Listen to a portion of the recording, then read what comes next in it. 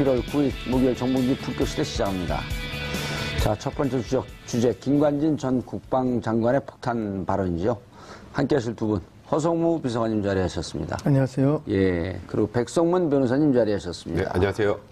스튜디오 바꾸고 처음 오시죠? 그렇습니다. 네. 편하죠? 예, 아주 뭐 이렇게 사랑방 같은 느낌이죠. 예. 저번에는 저희가 좀 까발려지는 것 같은 느낌이 좀 들었었는데 저기 딱 오늘은 좀 좋네. 그리고 이게 그 쭉 옆에 있으면 이게 약간 군사 문화예요. 어제도 계속 얘기했는데 왜냐면 지시하면 얘기를 하는 거거든. 근데 여기는 얘기하고 싶을 때 언제든지 나와서 예? 좀 편할 자발적으로. 것 같아요. 예. 이게 이제 트럼프 방안을 기념해서. 예. 아, 트럼프 대통령이 뭐 많은 영향을 미치고 있네요. 그렇죠. 저 같은 반미주의자들한테도 영향을 미치는 거 보면 반미주의는 저는 미국을 반만 가봤다는 거예요. 동부를 안 가보고 서부만. 알겠습니다. 시청자 여러분들께서도 샵5400으로 다양한 의견 문자로 보내주시기 바라겠습니다. 자, 지금 현재 페이스북 라이브로도 시청하실 수 있습니다. 페이스북 라이브로도 시청하실 수 있다. 전문용어로 right now watching. 예. 제가 기분이 좀 좋아 보이죠? 그렇습니다. 지금 이제 정점으로 향하고 있으니까. 제가 요즘은 제 이름도 바꿨어요. 정봉쥐. 이명박 예. 전 대통령은 특별한 애정의 관계가 있죠. 그렇죠. 그리고 적폐의 끝이니까, 거기가. 예. 어찌 보면, 어제, 그저께 한 며칠 전에 지금 오선하고 있는 선배하고 통화를 했더니 이런 얘기를 해요, 재밌게. 야, 박근혜 국정농단은 아마추어고 이게 이명박 때 만들어졌던 국정농단의 틀을 그대로 인수한 것 뿐이다. 이명박 걸 들여다보니까 저거는 진짜 전문 지능범죄 수준이다. 비슷한 느낌 아닌가요? 아, 동의합니다. 예. 그런데 이제 공적 조직을 어떻게 활용해서 쓸 것인가에 대해서 뭐 아주 감각을 탁월한 거죠. 그래서 이제 이명박 대통령이 사업만 기재가 아니고 예. 이제 서울시장을 하시면서 공조직을 어떻게 운영하는가를 딱 경험을 하시니까 국정을 잡자마자 예. 공조직을 자기를 광고하거나 또 자기를 방어하는 데 최대한 활용하는 법을 알았던 거죠.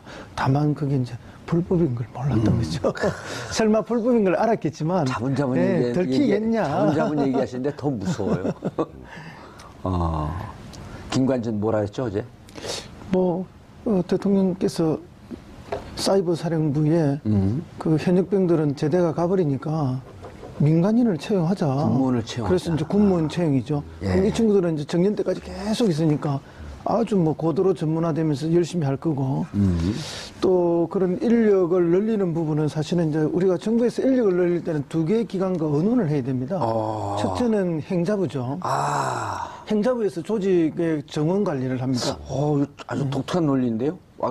청와대 비서관 출신이죠. 예, 예. 제가 뭐 직접 조직을 늘리고 이런 역할을 이제 행자부하고 의논하면서 해본 경험이 있었어요. 예. 행자부에서 그래서 조직 진단하고 행정 수위에 맞는 필요가 있는가 이 판단이 이제 내려져야만 이제 기재부하고 협의를 해요. 기재부와 기재부에서 돈을 줘야 월급을 줄 거 아닙니까? 그 예산 배정을 해야 되거든요. 그래서 이 두 조직은 사실 같은 부처 내에 있더라도 정부 위의 부처예요. 다른 모든 부처들 위에 시어머니 부처 같은 데죠. 하나는 조직의 정원과 관련해서 권한을 딱 쥐고 있고 그다음에 기재부는 예산을 주는 권한을 딱 쥐고 있기 때문에 이 두 부처가 도와주지 않으면 다른 부처들은 일하기가 매우 어렵습니다. 근데 이제 국방부에서만 요구해가지고는 이 두 부처에서 뭐 쉽게 아이고 그렇네요 하세요 올려드릴게요 늘려드릴게요 이렇게 안 된단 말이죠. 이게 잘 안 되니까 대통령이 지시했다는 걸 특별히 두 번이나 강조해가지고 행자부하고 기재부. 예, 특히 기재부 쪽에 특별히 두 번이나 강조를 해서 군문권에 다 나오지 않습니까? 예. 그래서 이제 조직 정원을 하고 새로 사람을 뽑은 거예요. 이게 정부 조직이라는 게 새로 늘리고 사람 뽑는 게 그리 쉬운 일이 아닙니다. 그럼 이 지시를 받은 건 누가 했다고 볼 수 있나요? 그 지시는 이제 국방부가 받은 거죠. 이제 지시를 내린 사람은 청와대인데 청와대 내에서도 제가 볼 때는 이명박 전 대통령이 직접 지시를 내린 것으로. 누구를 통해서 했겠죠? 그 비서관들의 수석들을 통해서 한 거죠. 예.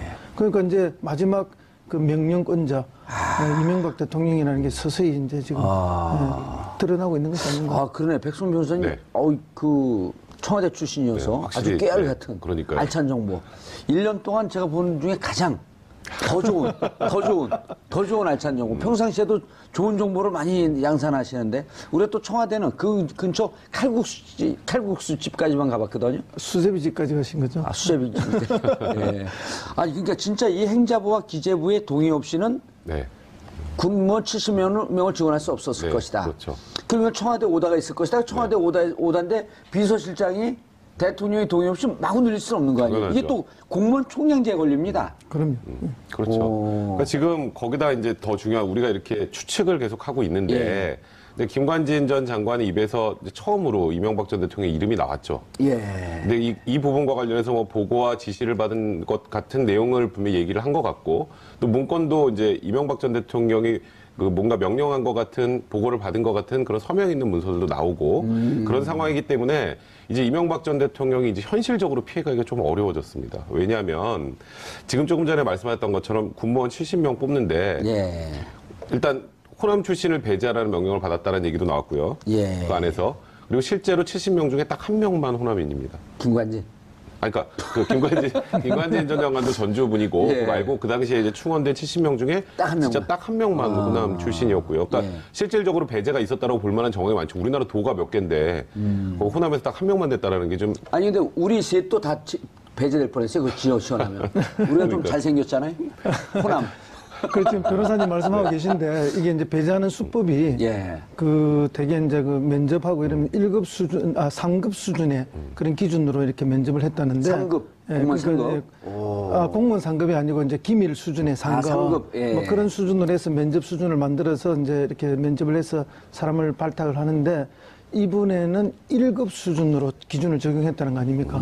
그러니까 이제 이게 특별히 호남 출신들을 탈락시키기 위해서 그런 엄격한 기준을 적용한 거죠. 그렇게 해서 면접을 하면서 호남 출신들한테는 면접 점수를 아주 나쁘게 줘가지고 다 배제시켜버린 거죠. 그러니까 지금 말씀하셨던 것처럼 그렇게 배제시키는 건 이거는 뭐 명백하게 그냥 직권남용입니다. 직권남용. 형법상 직권남용죄에 해당할 수밖에 예. 없고요. 이 부분에 관련해서 이명박 전 대통령이 지시를 했다면 그건 직권남용의 교사범 혹은 공동정범이 되는 거죠. 김관진 장관하고. 그리고 이 사이버 사령부에서 했던 내용들 우리가 말로 하기도 낯뜨거운 내용들 엄청나게 많았지 않습니까? 예. 뭐 정치인들 좀 소위 디스하는 것부터 연예인들 관리까지 다 했잖아요. 근데 그런 걸 소위 불법적인 거는 아마도 김관진 장관도 당연히 알고 있었을 텐데 뭐 본인은 물론 아직은 자기는 불법적인 걸 몰랐다고 하고는 있긴 하지만 불법적인 부분들에 대한 사찰, 민간인 사찰까지 진행을 해야 됐기 때문에 본인 편에 있는 사람들을 뽑으라고 한 거죠. 거기에 뭐 정봉주 같은 분은 한번 쓱 들어가면 그거 어떡하시겠어요? 큰일 나죠. 그러니까요. 그러니까 제가 거기 동화되죠. 하여튼 그러니까 이런 소위 안 좋은 것, 불법적이라는 걸 알고 있기 때문에 여기에 우리와 성향이 다른 사람이 하나라도 들어오면 난리가 나는 거예요. 그 이유가 있네요. 이제 그러니까 우리와 성향이 동일한 사람들만 뽑아라. 그 다음에 호남 사람들은 배제해라. 이제 그런 내용들이 들어가게 된 거고, 그 명백한 불법성이 있기 때문에 이거 일단 두 가지로 나눠봐야 되는데 이번 거, 그러니까 호남 인사 배제해서 사람들 뽑았던 거는 이제 형법상 직권남용죄 명백하게 해당합니다. 예, 호남 인사 배제. 야, 근데 오늘 제가 이제 이쪽 또 우리 정보원들 이분들하고 얘기를 해보니까 이제 지금 누구죠? 사이버 사령부의 김관진. 네. 그런데 이제 사이버 사령관이 처음에 연재욱. 네. 그다음에 그렇죠. 옥도경. 네. 옥도경이 뭐 전문가인지 모르시죠, 두 분 다. 그렇죠. 모르죠. 둘 다 완스타로 진급을 하면서 오거든요. 네. 사이버 사령관으로 오는데 연재욱 다음에 옥도경이 오는데 옥도경이 해킹 전문가예요. 그래서 이거 취재하고 있는 기자들 몇몇은 옥도경까지 내려갔는데 해킹 프로그램 2010년도에 구입을 했단 말이에요. 연재욱은 청와대로 왔고 그 박근혜 대통령 네. 비서관으로 공격에, 들어왔죠. 예. 옥도경 시절에 해킹한 게 드러나면 이건 그냥 끝장이 되는 거예요. 또 더 따끈따끈한 게 들어있네. 예. 그래서 지금 이게 현재 적용되는 법률은 직권남용. 네, 그렇죠. 그 다음에 또 만약에 원세훈 원장이 네. 똑같이 남재준 원장처럼 돈을 청와대에 줬다라고 하게 되면 그러면 이제 국고 손실. 아예 커지죠. 이제 커지죠. 최소 국고 손실이고 더 나가서 이제 대가 관계가 있으면 뇌물이 될 수 있는 거죠. 이제 그렇게까지 가면 사실 지금 박근혜 전 대통령과 거의 동일한 정도의 수준이 되는 거예요. 이게 뇌물이라는 것 자체는 일단 지금 금액이 지금 박근혜 전 대통령이 갔던 게 40억이죠. 40억인데 10억이 넘으면 일단 무기 또는 10년 이상. 5억이더라고요, 5억이 넘으면. 그 10억입니다, 10억. 10억이요? 예, 그 뇌물 관련해서. 뇌물은? 네, 뇌물은. 그리고 국고 손실은 5년이고. 네, 국고 손실은 이제 5년이고요. 뇌물은 10년. 그래서 10억. 예. 그런 것까지 만약에 이명박 전 대통령에 관련된 내용들이 나온다면 이거는 이게 단순하게 뭐 직권남용으로 뭐 그렇게 중하지 않은 뭐 처벌을 받겠네라고 생각하실 게 아니라 이제 이런 게 종합이 되면 근데 사실 이게 단순히 직권남용죄라는 게 이렇게 엄청난 직권남용을 상정하고 만든 범죄가 아니에요. 원래는 어떻게 왜 만들었어요? 그냥 이제 공무원들이 본인 좀 힘 있는 거 가지고 좀 소위 장난 좀 치는 것 근데 그런 거 못하게 하려고 5년 이하의 징역형 정도를 만들었는데 저번에 박근혜 전 대통령의 국정농단도 그렇고 이번에 현재 지금 군사이버사령부에서 나오는 이런 것들은 일반적인 직권남용이 아니죠. 이거는 대통령직을 이용한 건데. 죄를 이거는 아예 친서를 해야 될 정도의 수준이에요. 사실 이런 거를 상정하고 만든 게 아니기 때문에 그러니까 지금 현재 김관지 실장에게는 아까 말씀드렸던 직권남용하고 군형법에 보면요. 그 우리나라가 이제 과거에 이제 군부 독재 시절이 있지 않았습니까? 그래서 군인의 정치 참여를 엄격하게 제한을 하거든요. 맞아요. 그래서 군인은 정치행위를 하면 안 됩니다. 그래서 군의 정치 참여 금지. 그게 또 군형법 규정이 있어요. 그게 또 5년 94조더라고요. 네, 그게 또 5년 이하의 징역형이 처해질 수 있는 건데 그래서 이 두 가지 죄로 만약에 기소가 된다면 최대 7년 6개월 징역형까지 나올 수 있는 거죠. 두 개가 경합이 되기 때문에 추징이 되니까. 2분의 1을 가져갈 수 있습니다. 이게 다른 분들 감옥 가려면 가족들도 불행해지고 주위 분들이 불행해지는데 저희는 방송하는데 이렇게 힘이 나는 이유는 뭘까요? 그렇죠. 우리가 이제 지난 9년을 돌이켜 생각해 보면은 이게 과연 뭐 과거 전두환 노태우 군사정권 때나 박정희 유신 독재 때나 그 다음에 누구죠? 우리 초대 대통령 이승만 때의 그 참혹했던 독재 시대 때는 우리가 이제 그냥 뭐 구체적인 고문이나 구체적인 뭐 이렇게 육체적 타격 이런 것 때문에 국민들이 그걸 눈으로 보면은 바로 화를 내고 이랬지만 이 지난 9년 동안 벌어진 이 국정농단과 탄압 또 이렇게 뭐 정치 공작 사찰 이런 것들은 굉장히 고도로 진흥화돼서 했고 또 사이버상에서 많이 했기 때문에 일반 국민들은 거기에 대한 구체적인 느낌을 덜 받는 거죠. 그랬는데 사실은 이제 내용을 다 헤쳐서 이렇게 보니까 그 어떤 독재 정권 때보다도 더 어마무시하게 이렇게 부정과 뭐 이런 것들 저지르는 건데 불법을 이제 그게 이제 진실이 드러나기 시작하니까 9년간의 억눌렸던 감정들이 이제 조금 해소가 되는 거죠. 자, 백 변호사님 이렇게 쉽게 인정한 게 증거들이 많이 나왔나 보죠? 지금 그 일단은 진술들이 일단 워낙 많고요. 그러니까 김관진 실장, 김관진 전 장관도 들어갔을 때 굉장히 당당했잖아요. 기억하시죠? 거의 나는 아무 잘못이 없습니다. 그럼 북한에 대응하기 위해서 팀을 꾸렸고 그 팀은 본인의 역할을 다 했을 뿐입니다. 이렇게 하고 들어갔는데 문제는 진술 증거들이 워낙 많고요. 그동안에 조사받았던 사람들이 다 이제 김관진 장관을 지목을 했었고 또 거기에다가 이제 소위 말하는 빼도 박도 못하는 그런 문건들이 몇 개 있단 말이에요. 그 문건들은 부인할 방법이 없잖아요. 이게 딱 문서를 이렇게 내미는데 이걸 어떻게 부인합니까? 거기 본인 이름도 써 있고 그러면 대통령 지시사항 시달 뭐 이런 문건들이 있으니까 그런 문건들이 있는데 저 이명박 전 대통령한테 보고 안 했어요. 그게 더 코미디죠. 여기 보고 이렇게 중요한 보고사항이라고 돼 있는 걸 보고를 안 했다는 게 더 이상한 상황이고 그러니까 김관진 전 장관 같은 경우에는 아마도 들어가서 조사를 받는 과정에서 이거는 빠져나갈 방법이 없겠구나라고 생각한 것 같아요. 그런 상황에서 만약에 본인 책임으로 다 했다라고 하면은 모든 죄의 덤탱이를 김관진 장관이 다 써야 되는데 윗선을 얘기를 하면 한결 가벼워집니다. 형이요? 당연하죠.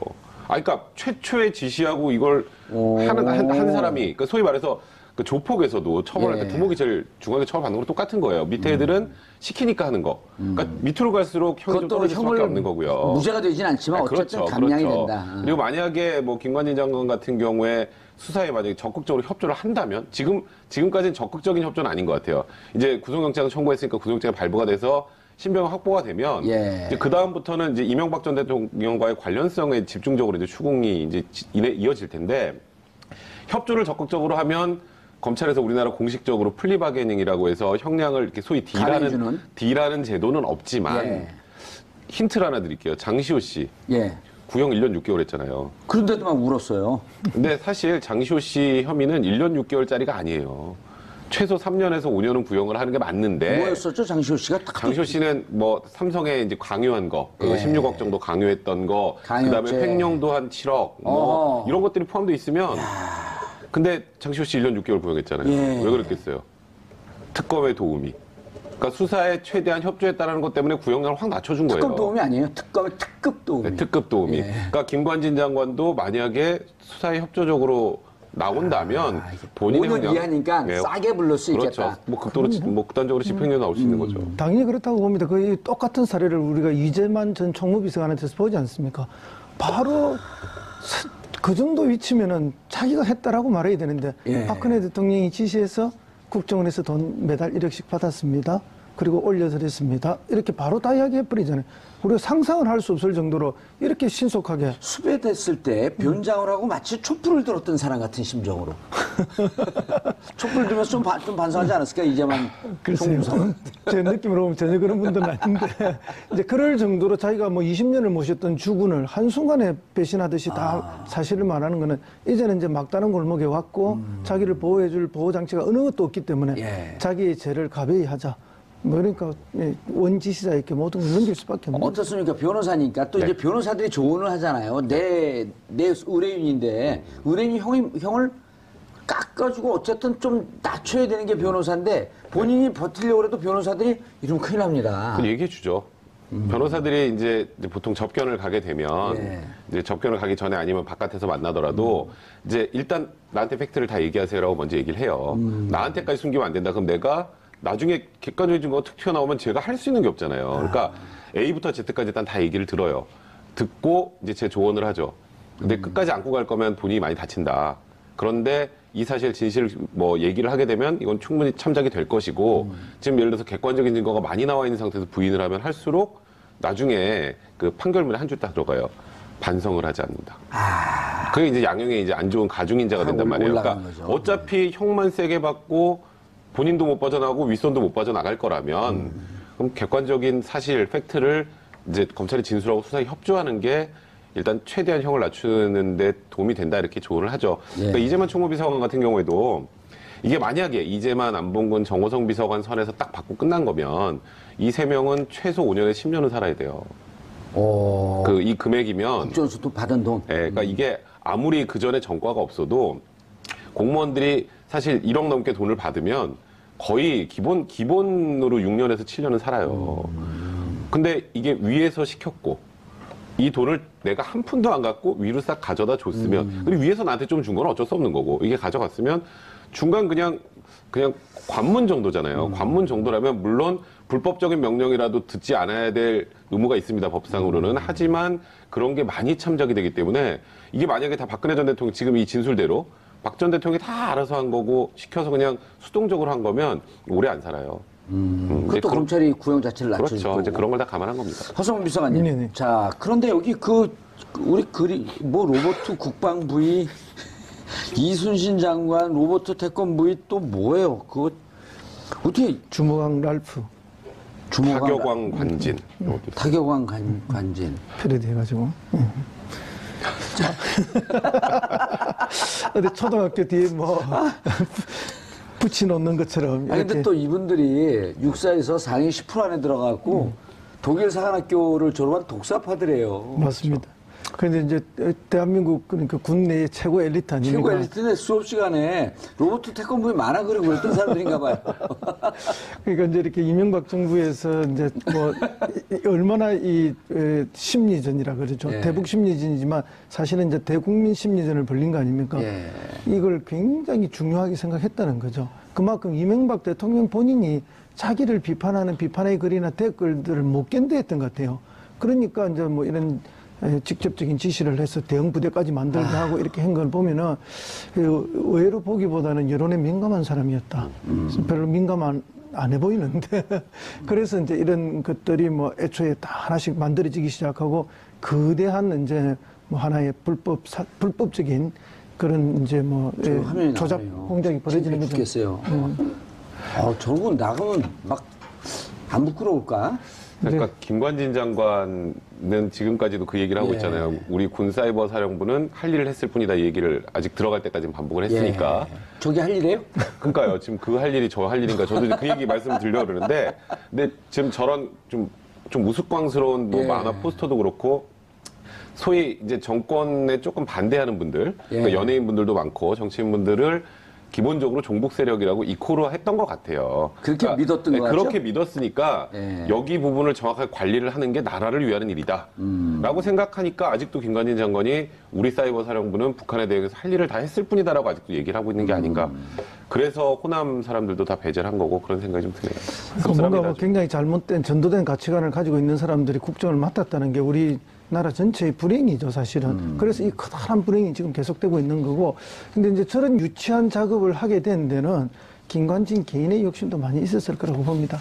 그래서 이제 북한에 그때도 뭐 역시 이제 미사일이나 핵기업이 있었던 게 사실이고 그런 걸 유일하게 막아낼 수 있는 강력한 정신력을 가진 사람은 김관진 뿐이다 하는 것들을 부각하면서 최고의 장수 국방장관이 되지 않습니까? 이명박 정부 내내 국방장관을 하게 되거든요. 그러고 난 다음에는 또 다음 박근혜 정부 들어와서는 청와대 그걸로 또 넘어가지 않습니까? 초기에도 국방장관을 했습니다. 박근혜 정부에서도. 왜냐하면 김병관 내정자가 있었는데 탈락을 했죠. 그래서 이제 국방장관을 계속 하다가 청와대 안보실장으로 가게 되거든요. 그러니까 제가 볼 때는 이명박 대통령이 저는 지시를 하니까 그 기회를 틈타 자신의 홍보에도 최선을 다한 사람이다. 그래서 최장 국방장관에다가 그 다음 정권 바뀌어서도 장관을 계속하고 또 그 다음에 안보실장까지 가는 자기 영광을 만들어간 사람입니다. 아니 저런 게 나오면 좋아할 사람들 초등학생들밖에 없는데. 예? 보수적인 또 저 유권자나 지지자들은 또 같이 저런 걸 손뼉치고 좋아해요? 좋아하시겠죠. 또 좀 친근하게 느껴질 수도 있잖아요. 지금 이런 그림들을 보면 예. 제가 잘했다는 게 아니라 이 포스터를 보고 있으면 그냥 김관진 장관이 좀 이렇게 좀 날카롭게 생겼잖아요. 그러니까 그 좀 편안해 보이는 이미지나 좀 그런 것도 줄 수 있다고 생각했겠죠. 본인이 대선 출마의 뜻이 있었어요. 로버트 대선 부위 뭐 이런 거 가지고 왜 태권 부위라 그래요? 자, 그런데 아까 잠깐 말씀을 해주셨는데 이제 이게 그 직권남용이 하나 있고요. 네. 그다음에 군용법상 이제 정치관여 정치관여 금지. 그게 둘 다 5년 이하 5년 이하인데 네. 가중 2분의 1 가중해서 7년 6개월 맥시멈 이하까지. 5년에 2분의 1 가중하니까 네. 7년 6개월까지 그렇죠. 살 수 있는. 네. 그리고 직권남용이라고 하는 그 형법 자체가 이렇게 대통령이나 아주 국가 고위층이 직권남용하는 것보다도 중공무원이나 그렇죠. 중하위급 공무원이 이용했고 그러니까 서민들 인허가 같은 거 할 때 맞아요. 서민들 눈에 피눈물 나게 하지 마라 하면서 그 공무원직을 이용하지 못하게 만들어 놓은 건데 지금은 국가 자체를 난도질을 해버렸잖아요. 그러니까 옛날에 직권남용죄, 그 과거 이제 직권남용 사례는 제가 아까 말씀드렸던 것처럼 그냥 공무원들이 인허가 같은 거 할 때 좀 갑질하고 상대방 괴롭히고 이런 것들이에요, 대부분이. 그래서 실제로 인허가? 그러네요. 전과가 없으면요, 대부분 집행유예요. 직권남용은. 그리고 기소도 안 되잖아요, 그냥. 그렇죠. 그러니까 뭐 기소가 되더라도 집행유예 정도로 끝나는 경우가 많은데 이제 문제는 이번 직권남용은 그러니까 우리가 작년부터 보고 있는 이 직권남용, 박근혜 전 대통령의 국정농단도 그렇고 지금 이제 군사이버사령부에서 했던 이런 것들은 제가 알고 있는 형법의 직권남용 수준을 넘어선 거기 때문에 그래도 이제 일단 처벌을 하기 위해서는 법 규정이 있어야 되잖아요. 그 행동을 했을 때 그 법 규정대로 할 수밖에 없기 때문에 통상적인 다른 직권남용 사건보다는 구형량도 선고량도 커질 수밖에 없는 상황이죠. 궁금한 게 이거 5년 이하의 징역이면 구형을 5년 이상은 못 하나요? 못 하죠. 5년까지만 네, 하고 그렇죠. 그리고 이제 재판부가 이쯤이면 무척 악질적이기 때문에 5년 구형에 5년형이 나올 가능성이 그럴 수도 있는 거예요. 이 정도 직권남용이라면 통상 전과 없는 직권남용 범죄 초범 같은 경우 제가 말씀드렸던 것처럼 대부분 집행유예로 풀려나나 이번 사건 같은 경우는 사실 국기문란 수준이잖아요. 이 정도 되면. 그렇죠. 그렇기 때문에 이런 거는 그 형법 규정이 그렇게 돼 있어서 더 몰려치지 못할 뿐이니 이제 구형이나 이제 선고량이 통상적인 직권남용보다 높을 가능성이 많은 거죠. 자 이제 뚝은 무너진 것 같아요. 네네. 떼면서 이제 돌이 하나 빠지기 시작했는데 그 돌이 꽤 그 치명상을 입힐 수 있는 그런 돌이 빠졌는데 몇 년 사셨죠? 저는 9개월 조금 못 살았습니다. 근데 그때 20대 때인데 지금 이분들이 이제 60이 넘었어요. 그 겨울이 다가오고 있어요. 그래도 뭐 요즘이야 뭐 시설이 좋아져가지고 시설 열선도 깔려 있고. 예, 그 가서 오래 사시라고. 예. 저희 때야 뭐 저기 아예 마룻바닥에 담요 한 장 깔고 그럼요. 이불 하나 덮고 자는데 자다 보면 쥐가 나가서 왔다 갔다 왔다 또 화장실로 그리고 뭐 들어가고. 화장실도 수세식이 아니잖아요. 예. 밑에서 냄새가 올라오는데 마개로 막아놓고 그런 상황이었고 뭐 겨울에 일어나면 마고는 쿵쿵 소리 안 들려 밤에? 쥐가 그걸 들이받는 거에 나오려고. 그거는 이제 저 밑에 근데 1층은 그렇고 2층 쪽에 있는 사람들은 좀 덜하죠. 네, 예. 1층은 쥐가 없어요. 근데 교도소는 쥐가 많았어요, 이상하게. 저는 다행히도 2층에 있었습니다. 교도소는 왜 쥐가 많죠? 글쎄요. 뭐 잔반 처리 이런 것 때문에 문제가 좀 안 있겠습니까? 근데 이제 쥐. 지금 그때야 뭐 겨울에 방에 얼음이 꽝꽝 얼어 있고 그렇잖아요. 그러면 주전자 안에. 잡수통이 다 얼고. 그런데 이제 지금 뭐 워낙 그때 비하면 좋아졌어. 특히 좋아지게 된 이유가 그때 양심수들, 정치범들이 들어가서 수없이 투쟁을 했잖아요. 예. 이 재소자들의 인권을 보장하기 위해서 더 나은 시설, 더 나은 조건을 요구를 많이 했고 그것 때문에 좋은 시설에 좋은 대우를 지금 받고 있는데 그 혜택은 이제 뭐 국정농단 세력들이 다 혜택은 받게 되는 거죠. 자, 이명박 전 대통령의 대응이 궁금해요? 뭐 지금 공식적인 대응이 거의 없었죠. 예. 뭐 한두 번 뭐 대통령은 바빠서 그런 갈 시간이 없는 사람이다 이런 이야기 한번 한 적이 있고. 예. 그다음에 그게 뭐 정무수석 했나요? 김두호. 예. 예. 이분이 한국일보인가 어디 기자 출신이죠? 조선일보 아닙니까? 조선일보인가요? 조선일보인가요? 저 정확하게 저는 그 메이저 신문의 기자 출신 맞습니다. 그 뭐 예전에 제가 조선일보에서 이분이 쓰는 칼럼도 많이 봤던 것 같은데 그분이나 생각이 듭니다. 이분도 서울구치소에 있었어요. 그분은 뭐 그때 뇌물이나 뭐 돈과 예. 관련돼서 좀 들어가 계시지 않았나요? 이분이 서울구치소에 있는데 면회 대기하고 있는데 저도 변호사 접견 대기하고 있는데 제 옆에 앉아갖고 전 묻지도 않는데 안녕하세요 그러더니 전 잘 모르잖아요. 김두호입니다. 근데 그때부터 얘기를 하기 시작을 해요. 노무현 대통령을 서면 조사하고 최악의 경우에 방문 수사를 하라 그랬다. 그런데 검찰이 소환 수사를 해갖고 이명박 대통령이 발끈했다. 화를 내고 검찰에 야단쳤다. 그래서 제가 속으로 고양이가 쥐 걱정해주네. 그럼 내가 이제 물어봤어요 그거? 당신들 때문에 이런 대형 사고가 났다는 걸 누가 물어보지도 않는데 그걸 쫙 저한테 해명을 하는 거예요. 그거 알았다고 오래 사시라고. 어쨌든 검찰에 수사하라고 지시는 잘 했구나, 그죠? 예. 그렇네요. 예, 스스로 고백을 했네요. 근데 뭐 그랬을 리가 없다고 생각을 합니다. 예. 그런 수준 했던. 김두호 전 청와대 홍보수석이 뭐라 그러냐. 이분이 대통령의 시간 쓴 사람 아니에요. 그렇죠. 대통령의 시간. 자서전을 거의 뭐 대신 써준 사람입니다. 예. 뭐라 그랬어요? 김두호 수석이? 뭐 어차피 우리를 이명박 대통령을 겨냥하고 하는 거고 최종 종착지는 이명박 대통령을 겨냥해서 오고 있는 거니까 예. 우리가 뭐 특별히 대응할 게 없다. 뭐 별 그거 없이 바라보고 있다 이런 식으로 이야기를 했죠. 그래서 이제 자신들도 뭐 지금 벌어지고 있는 여러 가지 적폐청산과 관련해서 최종 목표가 자기들 것이다. 뭐 이렇게 이야기하고 있는데 우리가 적폐청산의 목표를 자기로 뭐 이명박 전 대통령을 정해놓고 하는 것은 아니지 않습니까? 그러니까요. 이제 있는 것 그대로를 다 한번 정확하게 국민들에게 드러내 보는 것이고 그 상황에서 위법적인 사항이 있다면 그게 적합한 처리를 받는 것이 당연한 것이고요. 예. 그러니까 어떤 작은 일을 크게 키워서도 안 되고 큰 일을 자기 축소해서도 안 된다고 저는 봅니다. 있는 그대로 또 법에 따라서 적법하게 하는 것이 맞다. 그렇게만 해도 지금 뭐 이명박 전 대통령의 과오는 충분히 드러나고도 남을 것이다 봅니다. 이제 정치보복이라는 것은 예. 없는 사실을 더 씌워서 그래서 이제 박해를 가하는 거 이게 사실 정치보복 아니겠습니까? 그렇죠. 그러니까 실질적으로 지금 이명박 전 대통령 측에서는 심기가 불편할 수밖에 없을 거예요. 이게 마치 아예 처음부터 대상을 상정하고 올라온 것처럼 보였기 때문에 분명히 불편할 수밖에 없을 텐데 문제는 지금 이게 단계를 거쳐서 올라가고 있잖아요. 밑에서부터. 거기다 지금 사실 원세훈 전 국정원장 때는 거기서 딱 끊겼어요. 거기서 이명박 전 대통령까지 올라갈 그 연결고리가 나오지 않았는데 이 지금 다른 한 축에서 지금 연결고리가 나와버렸잖아요. 더 빨리 나왔어요. 문관도 나오고 또 김관진 장관의 입에서도 나왔기 때문에 이제는 사실 수사를 할 수밖에 없는 상황이 된 거예요. 그러니까 이거는 사실 단순하게 그냥 정치보복이다라고 할 것이 아니라 이게 위법한 게 있으면 말씀하셨던 것처럼 그에 따라서 합당하게 처벌을 받는 것 그거는 모든 국민은 법 앞에 평등한 거기 때문에 전직 대통령일지라도 수사는 받아야죠. 만약에 예. 문제가 있다면. 이제 없는 사실을 해서 더 씌운다라고 지금 생각하고 계시진 않는 것 같아요. 지금 내용들을 보면. 네, 그러니까 왜 적폐라고 하는 게 절묘하게 MB 때만 있었는지 모르겠다 이런 얘기들을 하시는 걸 보면. 그거는 인정하되 네, 하는데 다른 왜- 정부에서도 쭉 있었던 근데 일이다. 다른 데 건 안 까고 왜 우리 거만 까? 그러니까 쉽게 말하면. 그러니까 이런 거죠. 그럼 예를 들어서 운전을 하는데 예. 신호 위반을 했어요, 제가. 예. 근데 제 앞차도 신호 위반을 했어요. 근데 경찰이 저만 잡아. 근데 저 차를 못 잡았다고 제 위법이 사라지는 건 아니잖아요. 그렇죠. 우리가 보통 이제 그 무단횡단하면 왜 저 사람은 안 잡아요 그러거든요.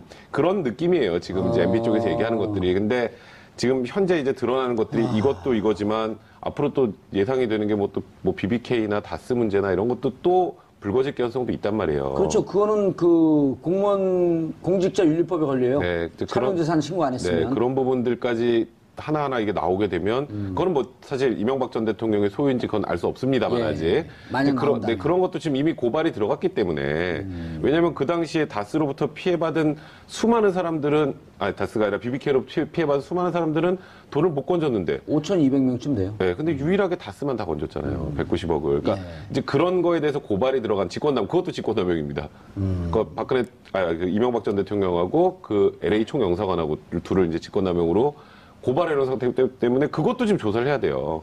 그것도 크네요. 진짜. 그러니까 지금 그런 것까지 합치면 이게 이명박 전 대통령이 이제 머지않아 검찰에 나와야만 될 상황으로 자꾸 이제 현재 상황이 그렇게 진행이 돼가는 것 같습니다. 지금 이 김도 수석의 반응이나 이런 걸 보면은 정치법 없는 걸 갖고 우리를 더 씌운다 이런 느낌은 아니고 왜 다른 데도 있는데 우리만 갖고 그러니까 그러냐? 노무현 정권, DJ 정권 그때도 있었을 거 아니야. 그때 것도 그럼 다 까자. 이런 거죠. 쉽게 말하면. 근데 이게 전두환 정권까지 가면 전두환 대통령이 그럴 거 아니야. 왜 나만 갖고 그래? 야, 이게 인정하는 수순이네요. 진짜 보면은. 그렇죠. 뭐 그 사실이 있었다는 것 자체를 지금은 부인할 수 없는 상황으로 몰려 있는 거 아닙니까? 예. 다만 근데 이제 전직 대통령과 관련해서 이렇게 강하게 하는 것은 뭐 정치 보복이다 이런 논리인데 동의할 수 있는 국민이 누가 있겠습니까? 자기들을 지지하는 극단적 일부 세력 외에는 뭐 아무도 동의하지 않을 거라고 봅니다. 자, 남재준 원장도 이제 이게 어쨌든 또 다른 실말인데 남재준 원장도 또 여기도 또 줄줄이 사탕 아니에요. 그럼요. 이게 이제 여기 이제 NLL 그 정상회담 회의로 그 유출한 게 있단 말이에요. 그 발췌본을 지금 남재준 국정원장의 지시로 그렇게 만들어서 유출했다는 거 아닙니까? 근데 그 남재준 원장 때인가요? 그게 아니잖아요? 발췌본을 처음 만든 건 2009년도. 그 전에 만들었는데 이제 국회하고 뭐 이렇게 공개화할 때의 이제 지시는 남재준이 했다는 거 아닙니까? 그러니까 이제 그 전에는 그게 나왔지만은 그것이 이제 뭐 김무성 전 대표 이야기처럼 찌라시에서 봤다. 어디 찌라시에 들어있는 내용이다. 이런 식으로 이야기가 되는 것이었지만 이제 공식적인 문서로서 이야기되는 건 남재준 원장의 지시로 뭐 국회에도 제출이 되고 이제 언론에도 공개가 되고 그런 거니까 그 부분에 있어서도 이제 처벌을 피하기가 어렵고 그다음에 이제 댓글 관련해서 어쨌든 뭐 이렇게 압수수색할 때 가짜 사무실을 만들고 또 재판이나 진술할 때 이제 거짓으로 하게 하고 방어하게 하고 하는 이런 것들에 있어서 총체적 지시를 결국 남재준 전 원장이 했다는 거 아닙니까? 그럼 이건 뭐 또 어마어마한 죄가 되는 거죠. 자, 마지막으로 이제 저희가 꼭 짚고 넘어가야 될 게 있어요. 국정원 그 MBC. 이게 복잡해요, 이제. MBC로 끝났어. 이게 그 조선 왕들 기록 외우기도 힘든데 그것 때문에 제가 대학을 계속 떨어졌거든요. 뭐 태종 태세문단세 예성 이걸 못 외우겠어 저는. 근데 이 지금 적폐 특히 댓글 무슨 블랙리스트 돈 이런 거 하면 이게 MB 시절의 국정원인지 박근혜 시절의 국정원인지 이게 맥이 다 있는 것 같아요. 일정하게. 자, 그런데 추명호 국장의 1차 구속영장이 기각됐다가 구속이 됐죠. 구속이 됐어요. 네.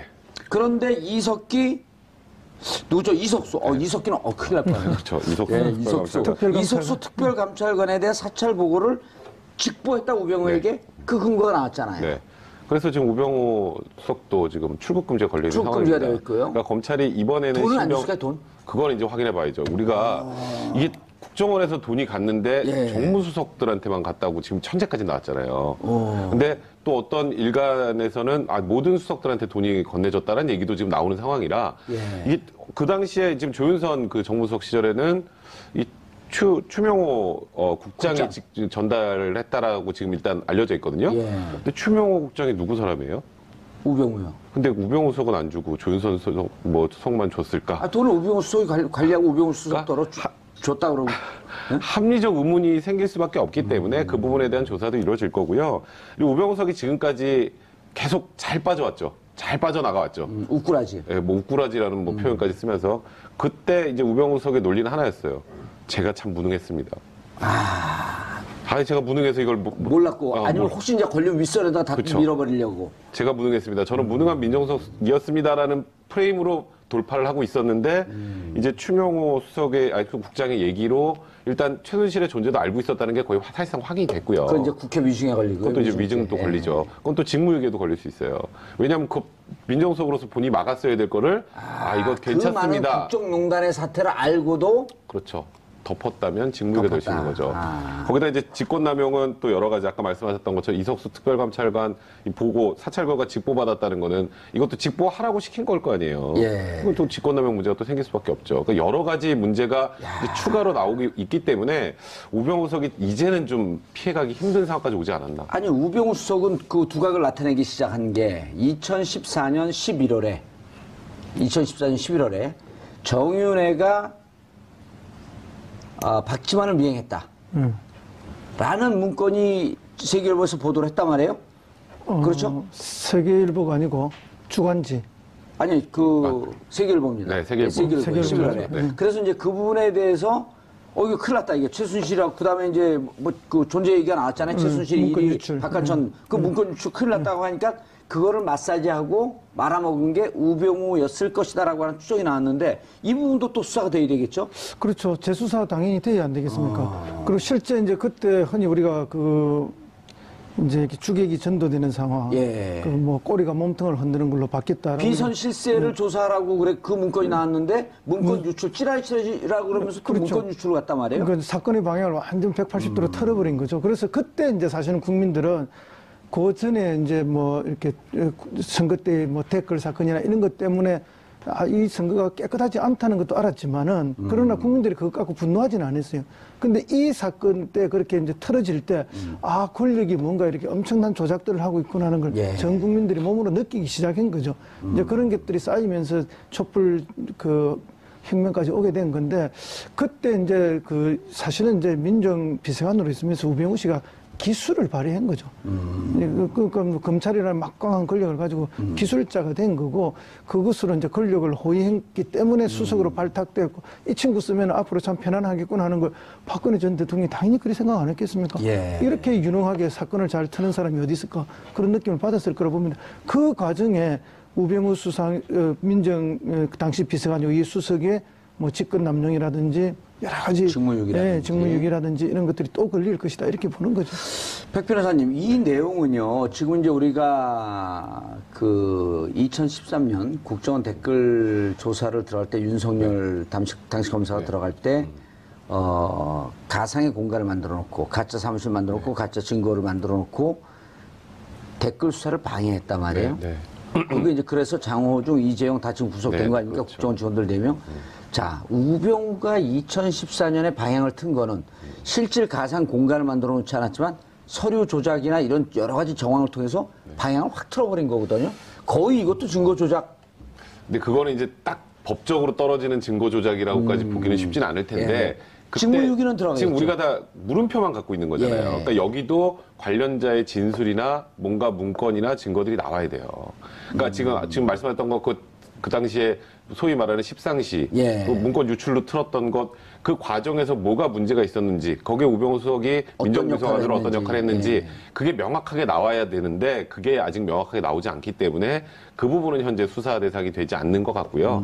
지금 그거 없어도. 추명호가 돈 준 거. 네, 추명호 그 돈 문제부터 지금 나와 있는 직권남용, 그 다음에 미르 K스포츠 재단 문제 있다고 할 때, 또 비선 실세 존재를 인정할까, 뭐 이런 얘기 나올 때, 개인 행령으로 될 가능성 별로 없으니까 이거는 법적으로 문제 없습니다로 덮어서 그게 직무유기가 될 수 있는 거예요. 그때 사실 그게 제대로 대처가 됐으면은 여기까지 오지 않았을 수도 있거든요. 예. 그런 부분에 수사가 집중될 가능성이 많다 봐야죠. 자, 두 분에게 이제 마지막 돌발 질문. MB는 언제 포토라인 했을까요? 시기를 맞추게 되면 출연 기회를 자주 드립니다. 제가 보기에는 뭐 12월 초, 11월 말, 뭐 앞으로 한 2, 3주 내에 쓰지 않을까. 예.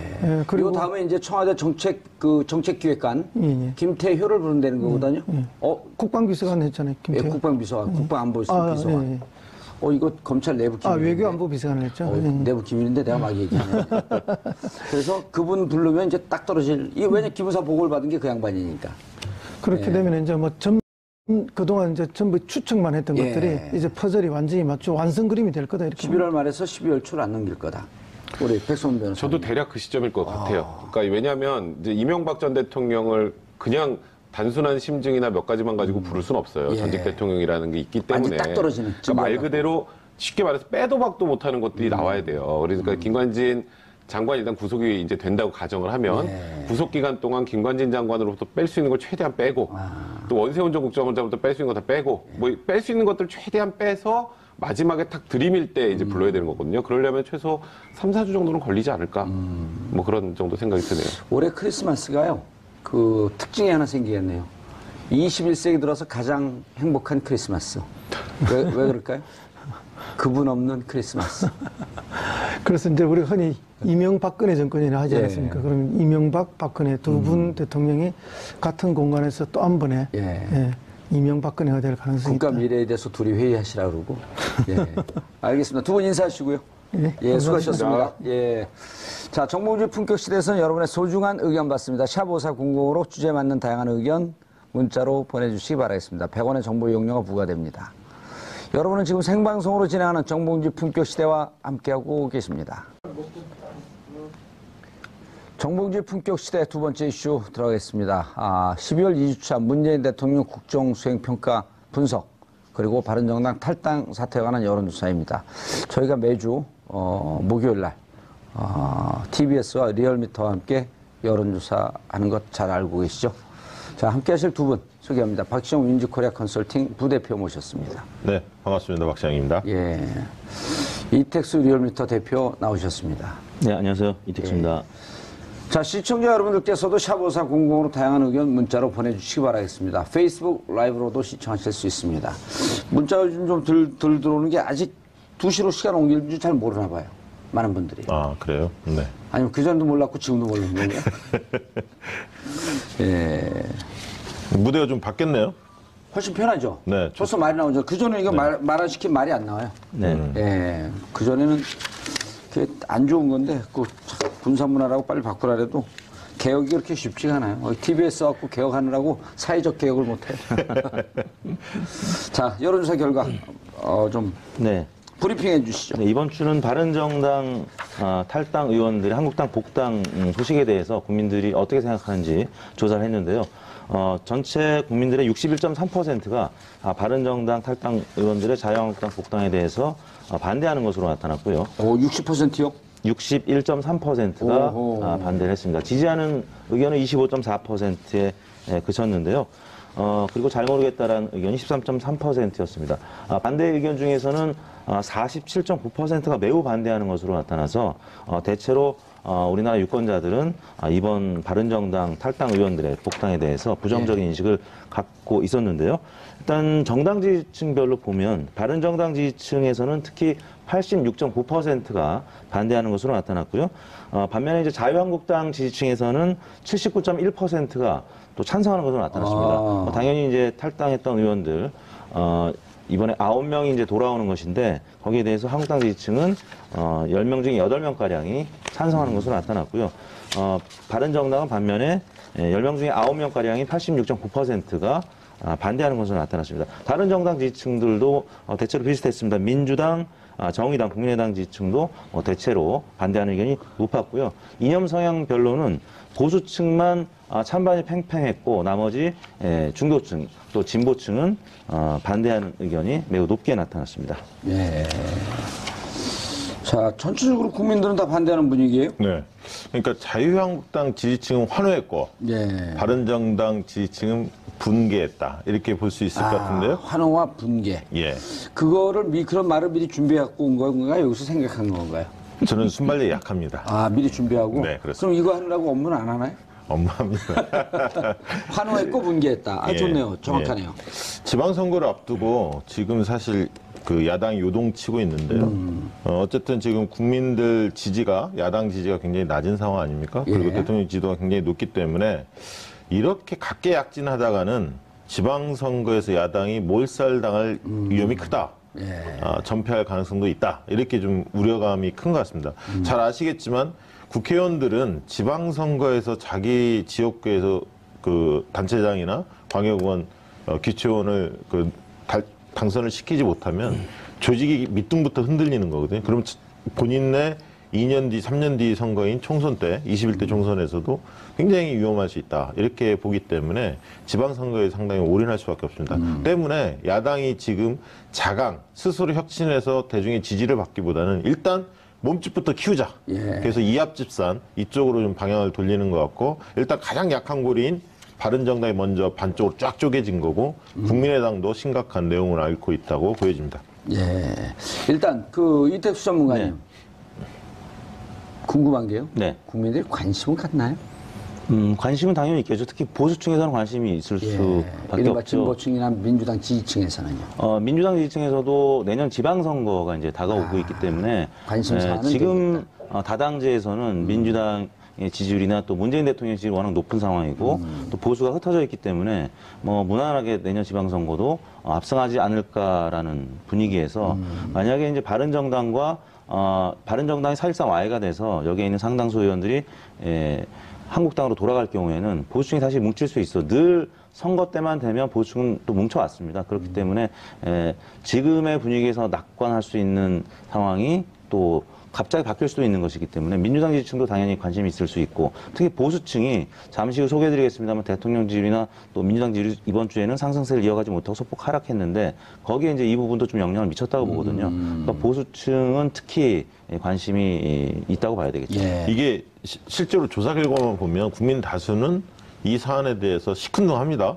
그럼에도 불구하고 저는 25%를 주목할 필요가 있다. 이 지지한다는 25% 이걸 잘 보면 결국은 자유한국당에는 남는 장사였다. 저는 그렇게 보고 있습니다. 왜냐하면 다수는 외면하고 있지만 이 25% 내에는 일부는 과거 새누리당을 줄곧 지지했지만 탄핵 때 이 배신감, 실망감 때문에 이 자유한국당을 떠나 있었던 일부 무당파로 가 있는 이탈층들이 일부는 돌아올 수 있는 그런 게 또 정당 지지도에 일부 반영되는 경우는 이제 확인이 됐었는데요. 그렇기 때문에 자유한국당은 다수가 국민이 외면하지만 보수층들을 결집시키는 효과를 일부 거두었기 때문에 제가 볼 때는 남는 장사를 한 것은 분명히 보입니다. 남는 장사했다. 네. 그럼 지지율도 올라갈 거라 보나요? 만약에 이렇게 자유한국당이 일정 정도까지는 올라갈 겁니다. 그리고 선거 때는 진영 간의 결집 현상이 있기 때문에 20%를 돌파할 가능성이 있죠. 사실은 그 연초 연말을 거치면서 그럴 가능성이 저는 있다고 봅니다. 근데 이제 자유한국당이 심각한 내용을 겪을 위험성도 또 있잖아요. 예를 들어 이제 홍준표 대표파, 네. 친박, 네. 그다음에 입당파, 네. 이른바 김무성파죠. 네. 그 김무성 의원 같은 경우는 자유한국당의 차기 전당대회에서 당권을 노린다라고 하는 게 그 설이 이제 여의도 정가에서 솔솔 돌고. 그런데 여기 이제 급변할 수 있는 변수. 네. 홍준표 대법원 판결. 네. 이 문제가 여전히 그 잠복에 있지 않나요? 그렇죠. 이제 아직 넘어야 할 산은 굉장히 많죠. 사실 여러 가지 넘어야 할 산도 많고 헤쳐가야 할 파도도 많고. 예, 변수는 굉장히 많지만 어쨌든 몸집 불리기에 나섰고 그리고 6명만 더 빼오면 일당이 될 가능성도 있고 그렇다면 강력한 야당이 되는 거거든요. 사실 일당으로 만약에 도약한다면 그런 어떤 기회들도 엿보고 있기 때문에 여러 가지 측면을 보면 자유한국당으로서는 사실은 쾌재인 것은 분명합니다. 예. 예. 그건 어떻게 됩니까? 이렇게 되면 뭐 다른 조사 지금 들어가기 전에 네. 최경환, 네. 서청원 의원이 완승할 것이다 라고 박지원 의원이 한 방송에서 그런 얘기를 했어요. 네. 그 문건이 꽤 충격적이다. 네. 심각할 수 있을 것이다. 이러면서 그동안에 이제 언급됐던 내용들이 실제 녹취록으로 만약에 공개가 예. 된다라고 하면 홍준표 대표한테는 큰 위기로 작용할 가능성이 있는데 현재까지는 일단 잠복 상태입니다. 양측이 일단 그 휴전한 듯한 모습을 보이고 있고 이제 박근혜 전 대통령만 출당시키는 뭐 그런 상황에서 지금은 그 검찰이나 아니면 법원의 판결 등등을 좀 지켜보자 뭐 이런 입장인 것 같고요.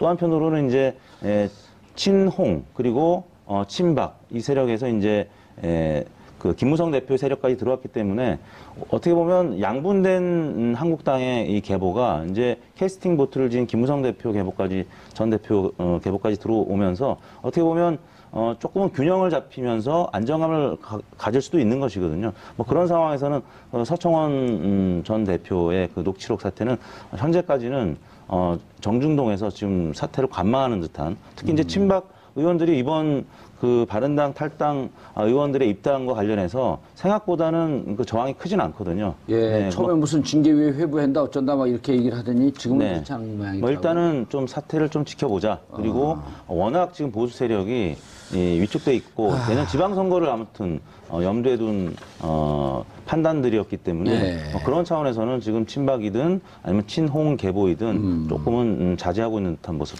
예. 그러니까 서청원 문제에 대해서 하나만 말씀드리면 서청원 의원하고 홍준표 대표가 사실 치킨 게임 하는 거거든요.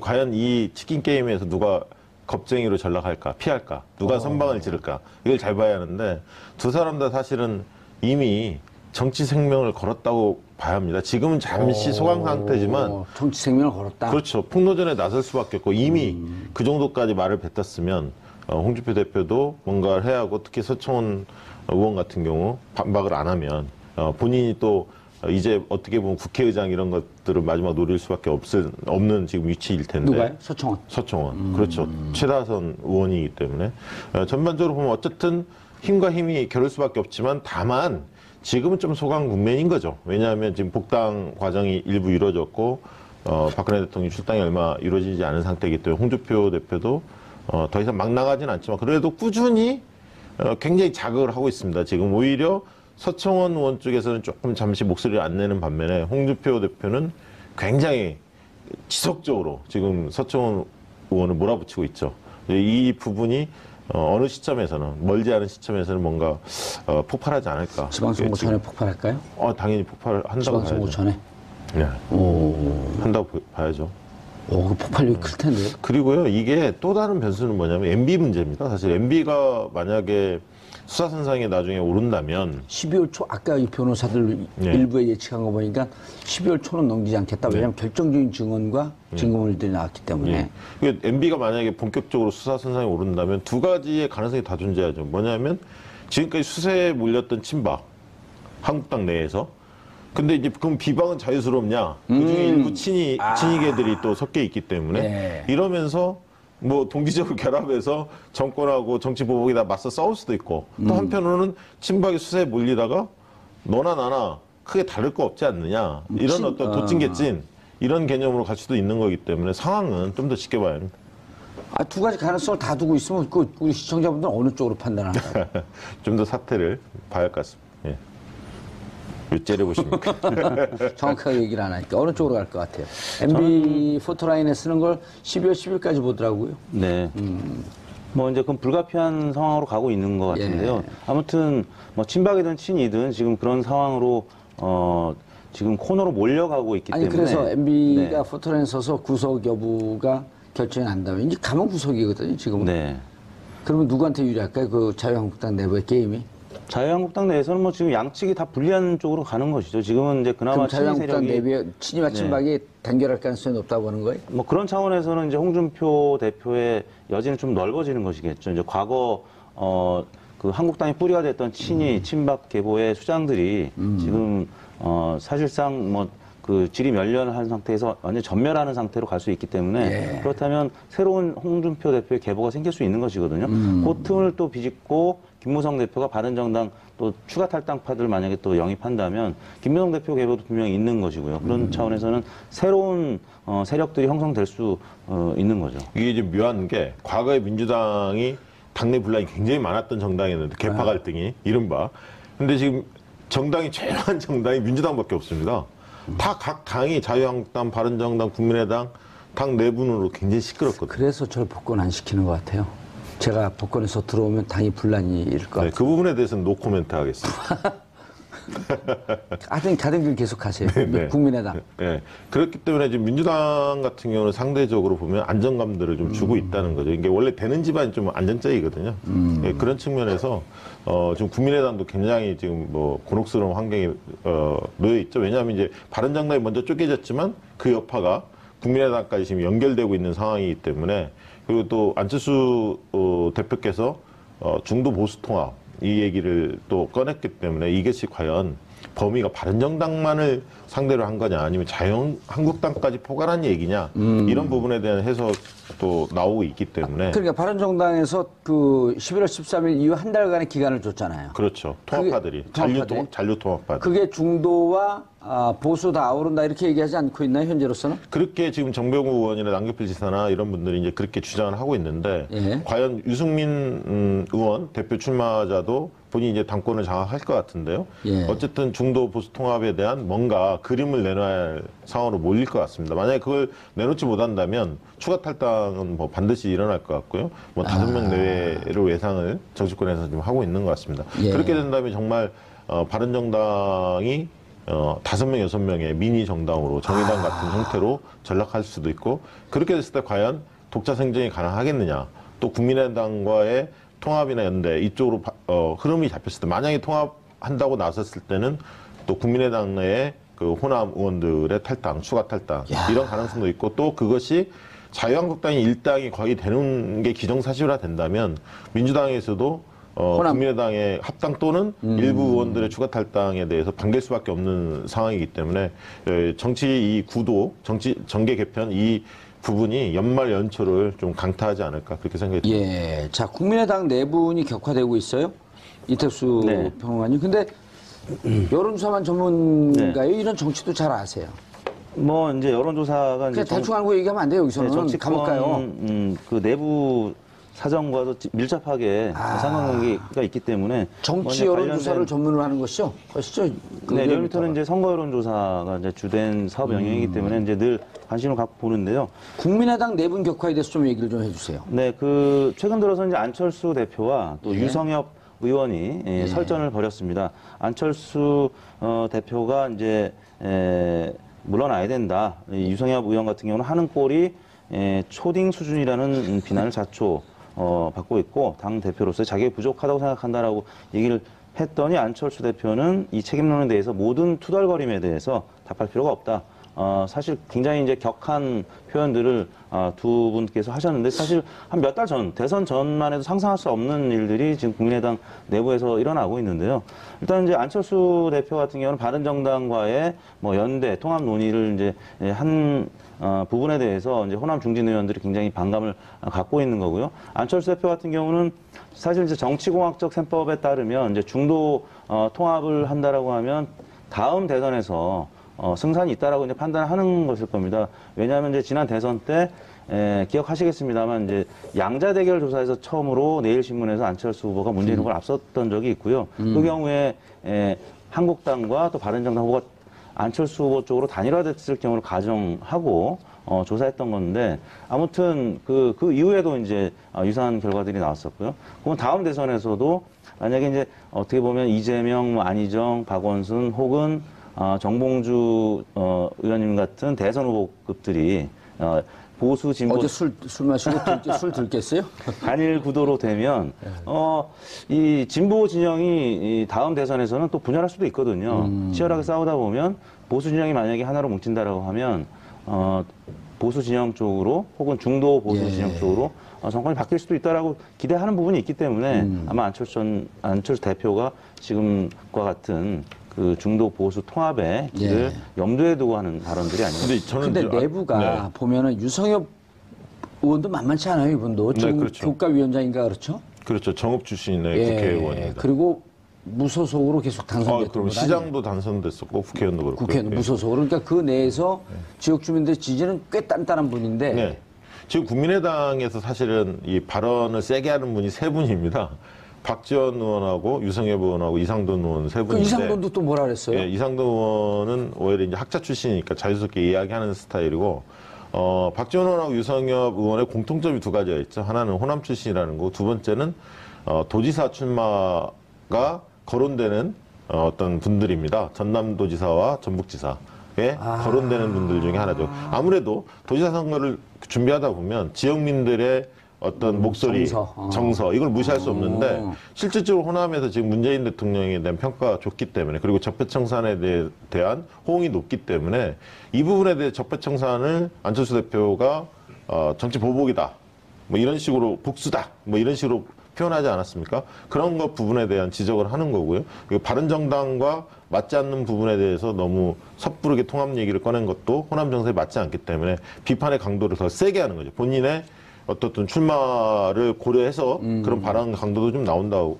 보고 있고요. 지금 실질적으로 국민의당은 심정적인 분당 상태에 놓여 있다 이렇게 보여지고요. 이미 강을 많이 뛰어넘었죠. 넘은 거죠, 서로. 그렇죠. 근데 중요한 거는 안철수 대표가 차기 대권을 고려하면서 저는 구태 정치인의 모습으로 회귀했다고 보는데 왜냐하면 이게 중도 시장이라는 제3지대가 시장 갖고는 대권을 거머쥐기 쉽지 않다. 지방선거나 총선에 이렇게 보신 것 같아요. 예. 그러다 보니까 상대적으로 보수 쪽의 시장들을 더 크게 보고 그쪽하고 뭔가 연결 지점이 없으면 본인의 정치적 활로가 크지 않을 거라고 보고 있는데 이런 어떤 과거의 정치인들이 늘 하는 수법, 이런 어떤 셈법, 이런 어떤 정치공학적 해석에만 능하지 실제로 지난 대선에서 안철수 후보, 당시 대선 후보한테 비판이 많이 갔던 부분이 뭐냐면 대통령감이 아니다.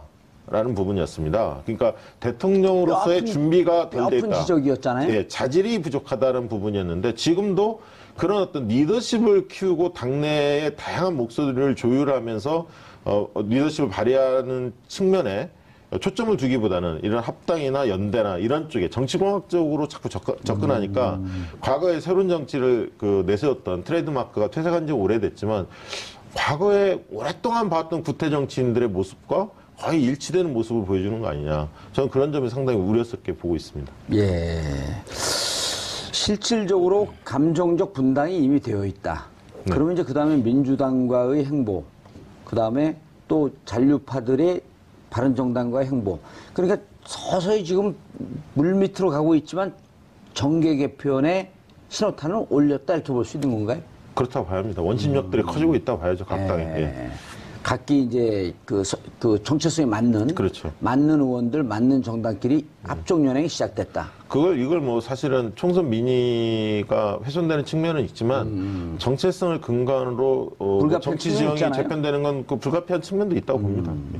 그렇죠. 지금 민주당은 지금 단일 대우 대통령 또 집권 여당이기 때문에 단일 대우가 있지만 네. 국민의당 같은 경우도 총선 민의를 물론 반영해야 되겠지만 총선을 위해서 급조된 듯한 정당적 성격이 있었잖아요. 네, 네. 바른정당은 이제 총선 이후에 나왔지만 어쨌든 지향점이나 이런 것도 정확하게 지금 설정해 놓지 못하고 나왔었고. 사실 보수 혁신을 외쳤는데 새누리당과의 차별성에서 실패했죠. 예. 그러다 보니까 지지도가 제자리에 머물렀고 결국 흡수되는 양상을 띠고 있는 겁니다. 알겠습니다. 그러려면 이제 정당 간의 합종연행, 네. 이합집산, 신호탄이 지금 울렸다 이렇게 박시영 대표가 얘기를 하고 있는데요. 정당 지지율을 한번 좀 들여다봐야죠. 네. 이번 주 정당 지지율, 이제 민주당 지지율이 소폭 하락했는데요. 48.8%로 나타났습니다. 한국당은 반면에 2.2%포인트 오른 19%였고요. 국민의당과 바른정당, 정의당은 6% 안팎의 낮은 지지율을 나타냈는데 국민의당 횡보, 바른정당은 0.5%포인트지만 상승을 했고요. 그다음에 정의당이 0.7%포인트 내려간 수치를 나타냈는데 예. 그 정당 지지율과 아까 이제 말씀하셨던 정계 개편 관련된 혹은 국민의당 내부의 상황을 좀 설명을 드리자면 예. 홍준표 후보 같은 경우는 대표 같은 경우는 지난 대선 때 24%를 득표를 했고 지금 한국당 지지율은 19%입니다. 그리고 아까 그 19%. 많이 바른정당 올라왔네요. 네, 탈당파 의원들의 이제 그 한국당 입당에 대해서 25%가량이 이제 지지를 한다고 했었는데 아무튼 그 25%가 바른정당과 또 한국당이 합쳤을 때 시너지의 현재 상황에서는 맥시멈 수치가 아닐까 싶고요. 반면에 국민의당 같은 경우는 안철수 전 후보가 21.4%를 득표를 했었는데 지금 6%에 불과한 정당 지지를 나타내고 있기 때문에 지금 도지사 선거에 나가고자 하는 국민의당 여러 의원들의 경우에 불안하네요. 지금 안철수 후보가 자신의 출마 시에 이제 득표에 도움이 거의 안 된다라고 판단한 예. 겁니다. 그러니까 이런 식으로 같은 당 소속이고 대표에게 막말을 하는 것이죠. 그리고 이제 바른정당 같은 경우는 뭐 소폭입니다만 이제 올랐습니다. 5.3%로 올랐는데 아무튼 김무성 대표를 중심으로 한 9명가량의 이제 현역 의원들이 저쪽으로 넘어가면서 예. 바른정당의 선명성은 더 선명해졌다라고 보는 것이겠죠. 그래서 조금 올라갔어요. 예, 그래서 소폭 올라갔는데요. 여하튼 그 지금 도토리 키재기식으로 지금 야3당은 지금 계속 6%, 5% 이쪽을 오르락 내리락 하고 있는 반면에 한국당은 이번 바른정당 탈당 의원들의 이제 흡수를 계기로 소폭 이제 올라서 20%를 눈앞에 두고 있습니다. 이택수 대표님, 도토리 네. 키재기라고 하면 도토리를 무시한 거예요? 야당을 무시한 거예요? 둘 중에 모두를 무시한 거예요? 둘 다 무시했다고 봐야 될 것 같은데요. 오늘 세게 나오시네. 예, 네. 또 고발되고 싶어요? 자, 정당 지지율 한번 또 띄워봐 주시죠. 예. 저기서 네. 재밌는 게, 이게 전 저걸 보면서, 박시영 부대표님, 네. 두 분 다, 예. 전 저걸 보면서 무척 희망이 보이는데, 지금 정치 시즌이 아니거든요? 네. 근데 무당층이 12.6, 13.4? 네. 역대 저런 경우가 없잖아요. 보통 정당 결정 못했다가 네. 정치 시즌 아닐 때 25%, 30%까지도 가는데 네. 지금 국민들이 무척 정치적으로 각성된 양상을 보이고 있다는 거 아니에요? 저걸 그만큼 보면? 이제 그 지지할 정당이 예. 그 지지하지 않아야 될 정당에 대해서 분명하다. 예, 판가름이 좀 우리 판단이 불법 시대가 분명히 그러면 예. 저런 사람들 우리 국민들이 판단하는데 영향을 준 건 아닐까요? 그런 면도 있겠죠. 원래 이 ARS 조사를 하더라도 과거에는 이 일상식엔 한 무당파 한 15에서 20%까지 이렇게 20%는 늘 나왔고, 넘어가는 거로 보이는데. 저기 전화면접 조사는 25에서 30까지도 나왔는데 최근 들어서 어쨌든 탄핵 이후에 보면 예. 이 정치에 대한 관심도가 과거보다는 분명히 높아진 게 사실이고요. 과거에 관심 없었던 주부님들도 상당히 많이 지금 맞아요. 뉴스들을 보고 있기 때문에 맞아, 이게 저한테 섭외 들어오는 거 보면 알겠더라고. 그전 섭외가 안 들어왔잖아요. 누가 정치에 관심 갖냐고. 네. 정치 이외엔 제가 할 게 없잖아요. 정치 위에 할 게 없다고요? 예. 노는 걸 잘 하시잖아요. 지금 이게 노는 거로 보여요? 물이 좀 남았는데 같이 샤워하실래요? 아무튼 이 아니, 근데 지금 무당파층이 무당파 저 층이 얇은 건 무척 의미 있는 거 아니에요? 그렇습니다. 뭐 20% 정도 넘게 나타났었는데 선거 때가 아님에도 불구하고 이런 네. 상황이 나타난다는 거는 일단 다당제, 그러니까 자신이 지지할 수 있는 정당이, 정당들이 좀 많아졌다라는 뜻이겠고요. 예. 또 하나는 지금 촛불 혁명의 그 기운이 여전히 유효하다. 이제 지방선거도 다가오는 측면도 있지만 문재인 대통령을 지지하고 예. 민주당을 계속적으로 지지하는 지지율이 계속 고공행진을 하는 거 보면 시민들에 의해서 촛불 이제 혁명한 시민들에 의해서 정권이 바뀌었고 예. 또 그걸 계속 유지하고자 하는 그 기운이 계속 이어지고 있다라고 봐야 되겠죠. 이게 이제 본격적으로 지금 이제 11월 중순인데 그 몇 가지 변수가 있잖아요. MB가 과연 프로토라인에 쓰느냐 하는 게 하나 있고, 그 다음에 이제 내년에 들어가게 되면 남북 관계가 어떻게 될 것이냐가 두 번째 변수고, 그 다음에 정당 간의 이합 집산이 어떻게 합종연행이 이루어질 것인가가 하나 있고, 지방선거 들어갈 때 후보군이 어떻게 되냐, 한 서너 가지 이렇게 변수가 있는데, 네. 그럼 점점 정치에 대한 관심은 증폭될 수밖에 없는 거 아닌가요? 네. 그러니까 이제 뭐 순수하게 일어날 수 있는 여러 가지 정치적 이벤트도 정치 공학적으로 해석하는 언론과 또 유권자들이 생길 수 있습니다. 그 궁극에는 이제 내년 6월 지방선거가 있기 때문에 그렇죠. 그 뭐 당대당 연합을 하든 뭐 통합을 하든 다 정치 공학적으로 바라볼 수밖에 없죠. 뭐 그런 차원에서는 그 이 무당파층은 앞으로 더 줄어들 가능성이 높다고 보입니다. 지방선거 하나 말씀드리면 이 정당 지지도가 꼭 결정적인 것은 아닙니다. 그리고 지방선거에서? 대통령 지지도도 꼭 결정적인 건 아닙니다. 어허. 영향을 미치죠. 왜냐하면 대통령 어쨌든 국민들은 중간 평가라고 보는 국민들이 한 절반 정도 되고 절반 정도는 1년 만에 치러지고 있기 때문에 중간 평가라고 보기는 어렵다. 이렇게 보는 국민들이 실제로 존재하고요. 그다음에 정당 지지도가 높지만 우호적으로 여당의 우호적인 정서는 분명히 있지만 인물이 받쳐줘야 한다는 거죠. 인물이 받쳐주지 않는다면, 예를 들면 유능성이나 참신한 인물이 나오지 않으면 그런 측면에서는 그 고전할 수도 있습니다. 그러니까 그 과거에 새누리당이 지난번 총선 때 고전했지 않습니까? 그 전에는 고공행진을 지지도를 달렸어요. 그런데 오만과 독선 그리고 인물 경쟁력이 낮은 후보들을 고집스럽게 친박 후보들을 고집하면서 국민들한테 철퇴를 맞은 거 아닙니까? 때문에 뭐 지금의 이제 그 정부 여당에서 보이는 태도를 보면 그런 어떤 독선과 오만은 아직까지 보이지는 않고 있습니다만 긴장감을 계속 갖고 어떻든 인물 경쟁력이 높은 후보를 어쨌든 경선을 통해서 상품을 내놔야만이 유권자의 마음을 얻을 수 있다. 그렇게 보고 있습니다. 예. 어쨌든 지방선거는 중앙선거하고 좀 다르기 때문에 인물 경쟁력 있는 후보들이 네. 나와야 된다. 왜냐하면 예를 들면 영남이나 호남을 다녀보면요. 호남 같은 경우는 민주당이나 국민의당이나 둘 다 좋아하는 동시 호감층이 꽤 높습니다. 30% 40%가 됩니다. 그러네요. 그러니까 예를 들면 국민의당 후보라고 해서 민주당 약지지층이 꼭 싫어하는 건 아닙니다. 예를 들면 그렇게 좋아하는 사람도 일부 있다는 거죠. 그렇기 때문에 인물에서 대등한 싸움 아니면 우위 또는 대등한 싸움을 벌려줘야 정당 우위를 통해서 승리를 가져가는 것이지 만약에 인물에 있어서 격차가 굉장히 크다면 정당 요인보다 인물 요인이 앞설 수도 있다는 거죠. 그런 호남 같은 경우는 영남도 이제 그럴 가능성이 저는 있다고 봅니다. 예. 네, 그럼에도 불구하고 이제 정계 개편에 이제 관심을 갖는 것은 아무리 좋은 인물이 나와도 특히 이제 보수 쪽은 분열된 채 선거가 치러지면 민주당 후보에 당해낼 수가 없기 때문에 물론 이제 영남권은 좀 다른 얘기가 되겠습니다만 그런 차원에서 바른정당이 한국당하고 연대 통합할지 아니면 국민의당하고 할지 뭐 등등이 이제 관심이 가는 것이겠죠. 예. 자, 이제 말 나온 김에 마지막에 네. 문재인 대통령 지지율인데 조금 하락한 것 같은데 지금 이 리얼미터 조사 나온 것은 트럼프 방안과 한미 정상회담이 반영 안 된 결과죠? 반영이 됐습니다만 일부밖에 반영이 안 됐다고 봐야 되겠죠. 왜냐하면 이제 그 트럼프 온다고 발표가 났고 네네. 와서 무슨 일을 했는지에 대한 것은 반영이 안 된 거 아니에요? 그것도 됐나요? 그 화요일, 수요일까지 조사가 됐고 트럼프 방한 소식이 이제 화요일, 수요일 일부 반영이 됐습니다. 근데 그거보다 지금 더 큰 영향을 미쳤던 것이 첫 번째는 그 댓글 수사 방해 의혹 검사 투신 사망 소식. 변창흠 검사요? 예. 그다음에 전병헌 정무수석 횡령 혐의 관련된 보도. 이게 문재인 대통령 지지율에는 조금 압제로 더 작용을 한 것 같고요.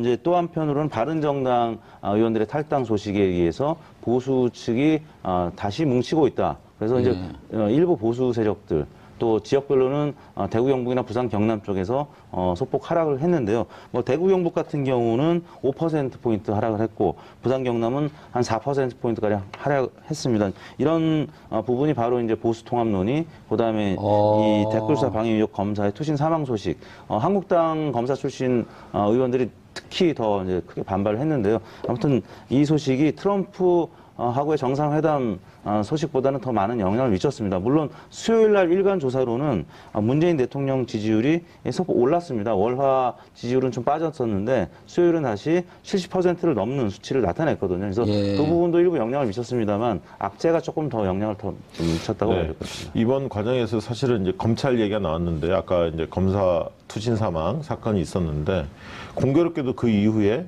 전병헌 정무수석 관련된 혐의 뭐 이런 것들이 이제 보도가 하나 됐었고 또 탁현민 청와대 행정관의 불구속 기소. 근데 탁현민 행정관의 경우에는 정말 조금 내용을 들여다보면 조금 황당하기는 하더라고요. 그게 과연 기소 사안인지 굉장히 경미한 사안인데 이례적으로 어쨌든 불구속 기소가 이루어졌습니다. 이런 걸 보면서 검찰의 최근에 이제 적폐청산 이게 전 정권을 향하면서 물타기에 좀 나서는 거 아니냐 이런 어떤 시각도 좀 있고요.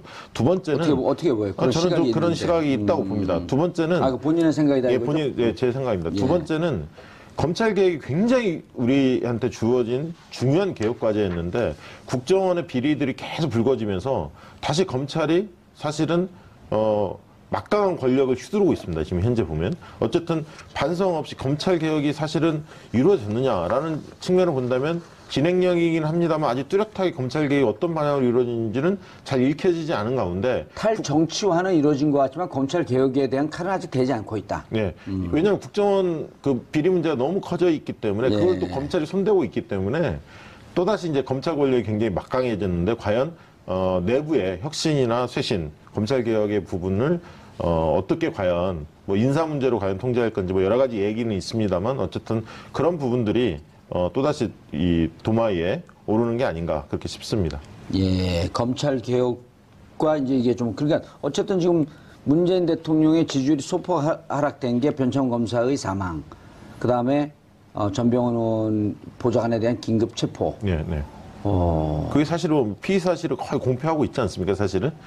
그러면 안 되는데요. 네, 그래서 그게 만약에 구체적 혐의가 전병헌 수사와 어떻게 연결됐는지는 아직 확인되지 않고 있는데 어쨌든 계속 보도가 나오다 보니까 실질적으로 국민들이 받아들일 때는 실질적으로 뭔가 피의 사실이 있는 것처럼 받아들일 수밖에 없기 때문에 이제 그런 어떤 대통령 지지도에 영향을 미친 게 아닌가 그렇게 싶습니다. 예. 그럼에도 불구하고 수요일 날은 이제 70.4%까지 올라갔는데요. 아까 이제 말씀드린 트럼프 대통령과의 정상회담 그리고 청와대 이제 공식 만찬, 독도새우라든지 또 위안부 할머니. 할머니와의 이제 트럼프 대통령의 포옹 소식이 예. 전해지면서 그 부분은 유권자들의 감정, 아주 정서를 건드렸고요. 좋은 반응을 이끌어냈습니다. 그리고 이제 외교적으로도 일본이 이제 반발하는 모습 보고 이거는 정말 신의 한 수였다라는. 그래서 이제 탁현민 행정관의 작품이 아니겠느냐라고 또 이제 보도가 됐는데요.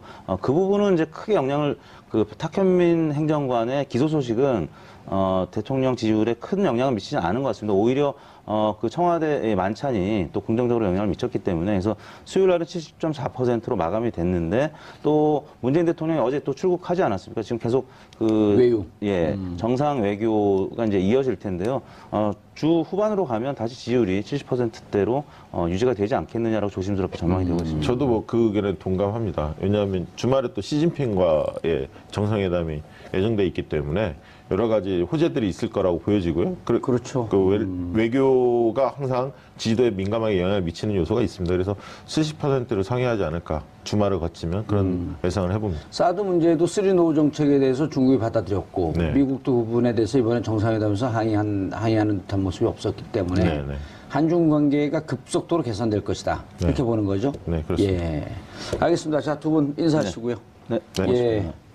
자, 12월 9일 목요일 정봉주의 품격시대 마치겠습니다. 감사합니다. 마치라고 바로 마치거든요. 만약에 원세훈 원장이 네. 똑같이 그 남재준 원장처럼 돈을 청와대에 줬다라고 하게 되면 그러면 이제 국고 손실. 아예 커지죠. 이제 커지죠. 최소 국고 손실이고 더 나가서 이제 대가 관계가 있으면 뇌물이 될 수 있는 거죠. 이제 그렇게까지 가면 사실 지금 박근혜 전 대통령과 거의 동일한 정도의 수준이 되는 거예요. 이게 뇌물이라는 것 자체는 일단 지금 금액이 지금 박근혜 전 대통령이 갔던 게 40억이죠. 40억인데 10억이 넘으면 일단 무기 또는 10년 이상. 5억이더라고요, 5억이 넘으면.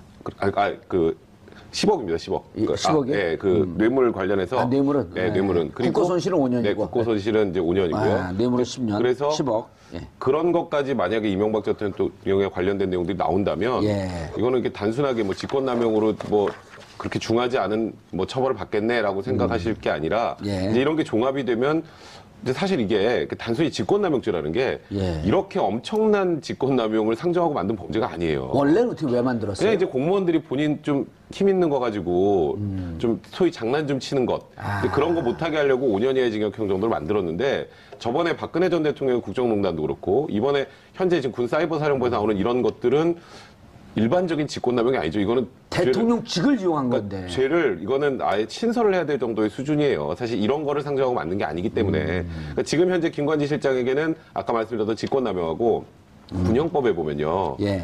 그 우리나라가 이제 과거에 이제 군부 독재 시절이지 않았습니까? 예. 그래서 군인의 정치 참여를 엄격하게 제한했거든요. 맞아요. 그래서 군인은 정치행위를 안 됩니다. 예. 그래서 군의 정치 참여 금지. 그게 또 군형법 규정이 있어요. 그게 또 5년 94조더라고요. 네, 그게 또 5년 이하의 징역형에 처해질 수 있는 건데 그래서 이 두 가지 죄로 만약에 기소가 된다면 최대 7년 6개월 징역형까지 나올 수 있는 거죠. 두 개가 경합이 되기 때문에 추징이 되니까. 2분의 1을 가져갈 예. 수 있습니다. 이게 다른 분들 감옥 가려면 가족들도 불행해지고 주위 분들이 불행해지는데 저희는 방송하는데 이렇게 힘이 나는 이유는 뭘까요? 그렇죠. 우리가 이제 지난 9년을 돌이켜 생각해 보면은 이게 과연 뭐 과거 전두환 노태우 군사정권 때나 박정희 유신 독재 때나 그 다음에 누구죠? 우리 초대 대통령 이승만 때의 그 참혹했던 독재 시대 때는 우리가 이제 그냥 뭐 구체적인 고문이나 예. 구체적인 뭐 이렇게 육체적 타격 이런 것 때문에 국민들이 그걸 눈으로 보면은 바로 화를 내고 이랬지만 이 지난 9년 동안 벌어진 이 국정농단과 탄압 또 이렇게 뭐 정치 공작 사찰 이런 것들은 굉장히 고도로 진흥화돼서 했고 또 사이버상에서 많이 했기 때문에 일반 국민들은 거기에 대한 구체적인 느낌을 덜 받는 거죠. 그랬는데 사실은 이제 내용을 다 헤쳐서 이렇게 보니까 그 어떤 독재 정권 때보다도 더 어마무시하게 이렇게 부정과 뭐 이런 것들을 저지르는 건데 불법을 이제 그게 이제 진실이 드러나기 시작하니까 9년간의 억눌렸던 감정들이 이제 조금 해소가 되는 거죠. 예. 자, 백 변호사님 이렇게 쉽게 인정한 게 증거들이 많이 나왔나 보죠?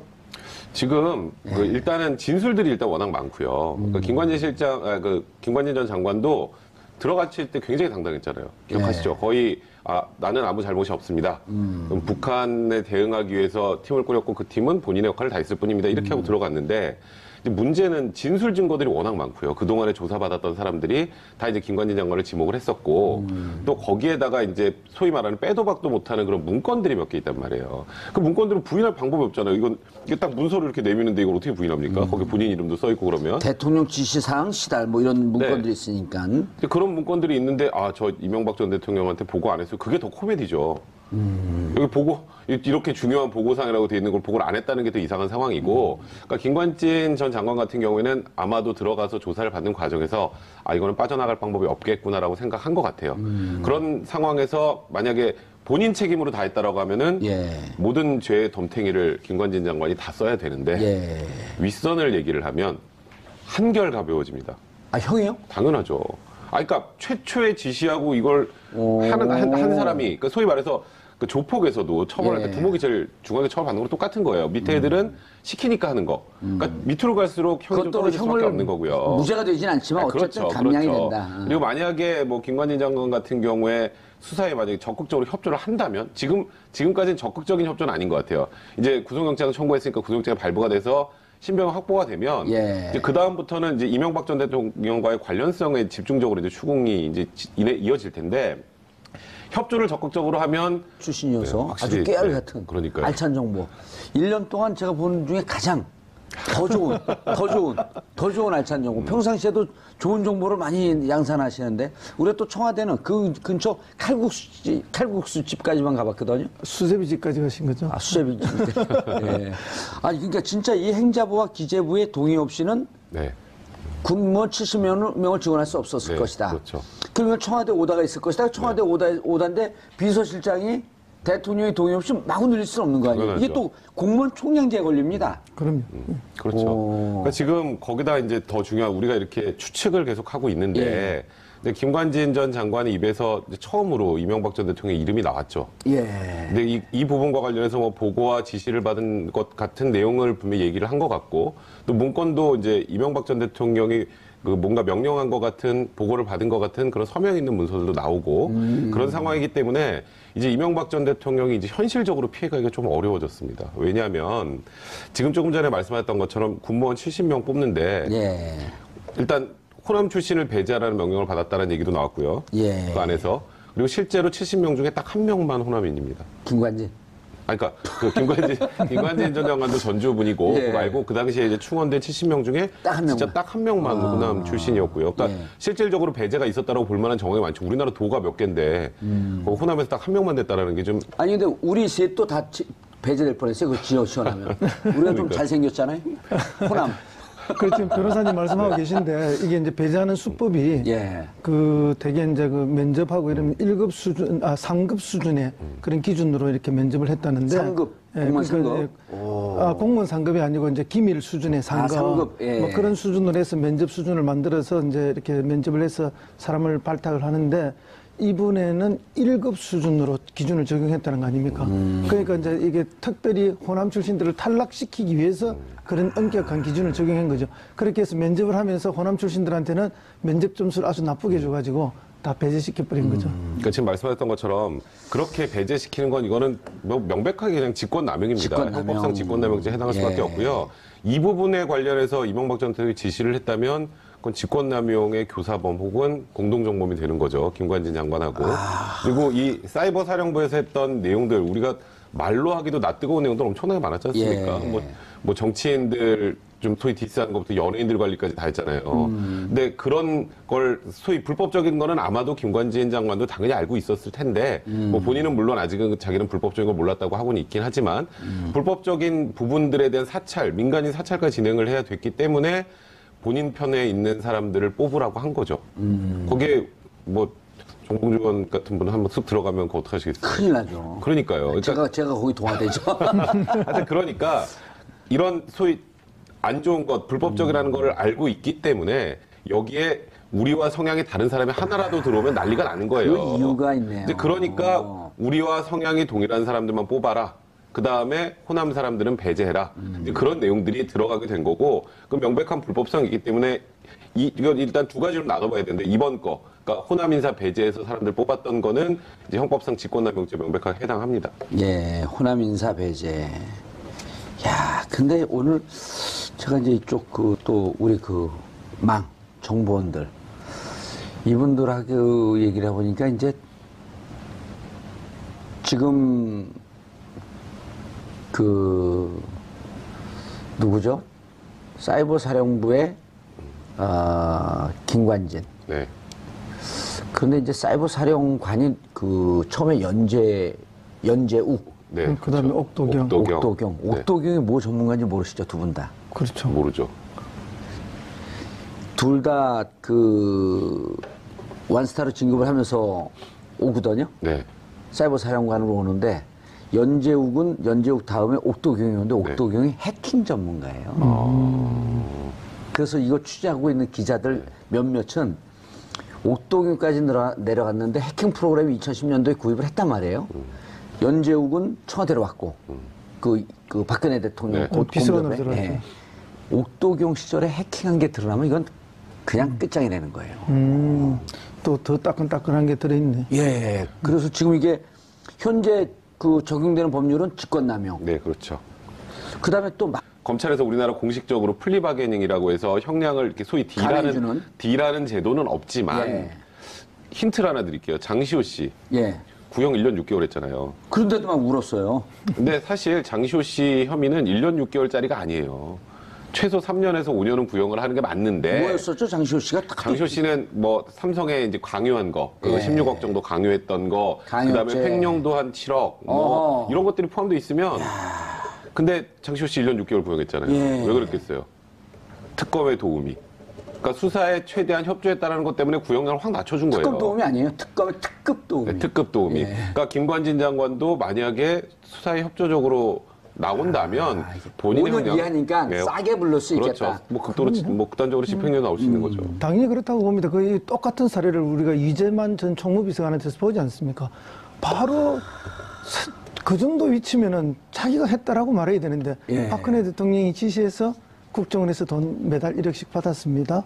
그리고 올려드렸습니다. 이렇게 바로 다 이야기해버리잖아요. 우리가 상상을 할 수 없을 정도로 이렇게 신속하게. 수배됐을 때 변장을 하고 마치 촛불을 들었던 사람 같은 심정으로. 촛불 들면서 좀 반성하지 않았을까, 이제만 글쎄요. 총무상은. 제 느낌으로 보면 전혀 그런 분들은 아닌데 이제 그럴 정도로 자기가 뭐 20년을 모셨던 주군을 한순간에 배신하듯이 다 사실을 말하는 거는 이제는 이제 막다른 골목에 왔고 자기를 보호해줄 보호장치가 어느 것도 없기 때문에 예. 자기의 죄를 가벼이 하자.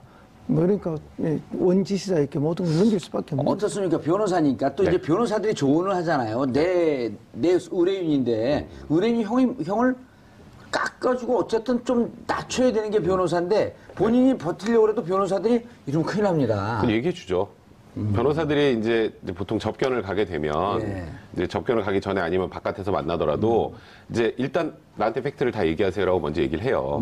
나한테까지 숨기면 안 된다. 그럼 내가 나중에 객관적인 증거가 툭 튀어나오면 제가 할 수 있는 게 없잖아요. 그러니까 A부터 Z까지 일단 다 얘기를 들어요. 듣고 이제 제 조언을 하죠. 근데 끝까지 안고 갈 거면 본인이 많이 다친다. 그런데 이 사실 진실 뭐 얘기를 하게 되면 이건 충분히 참작이 될 것이고 지금 예를 들어서 객관적인 증거가 많이 나와 있는 상태에서 부인을 하면 할수록 나중에 그 판결문에 한 줄 딱 들어가요. 반성을 하지 않는다.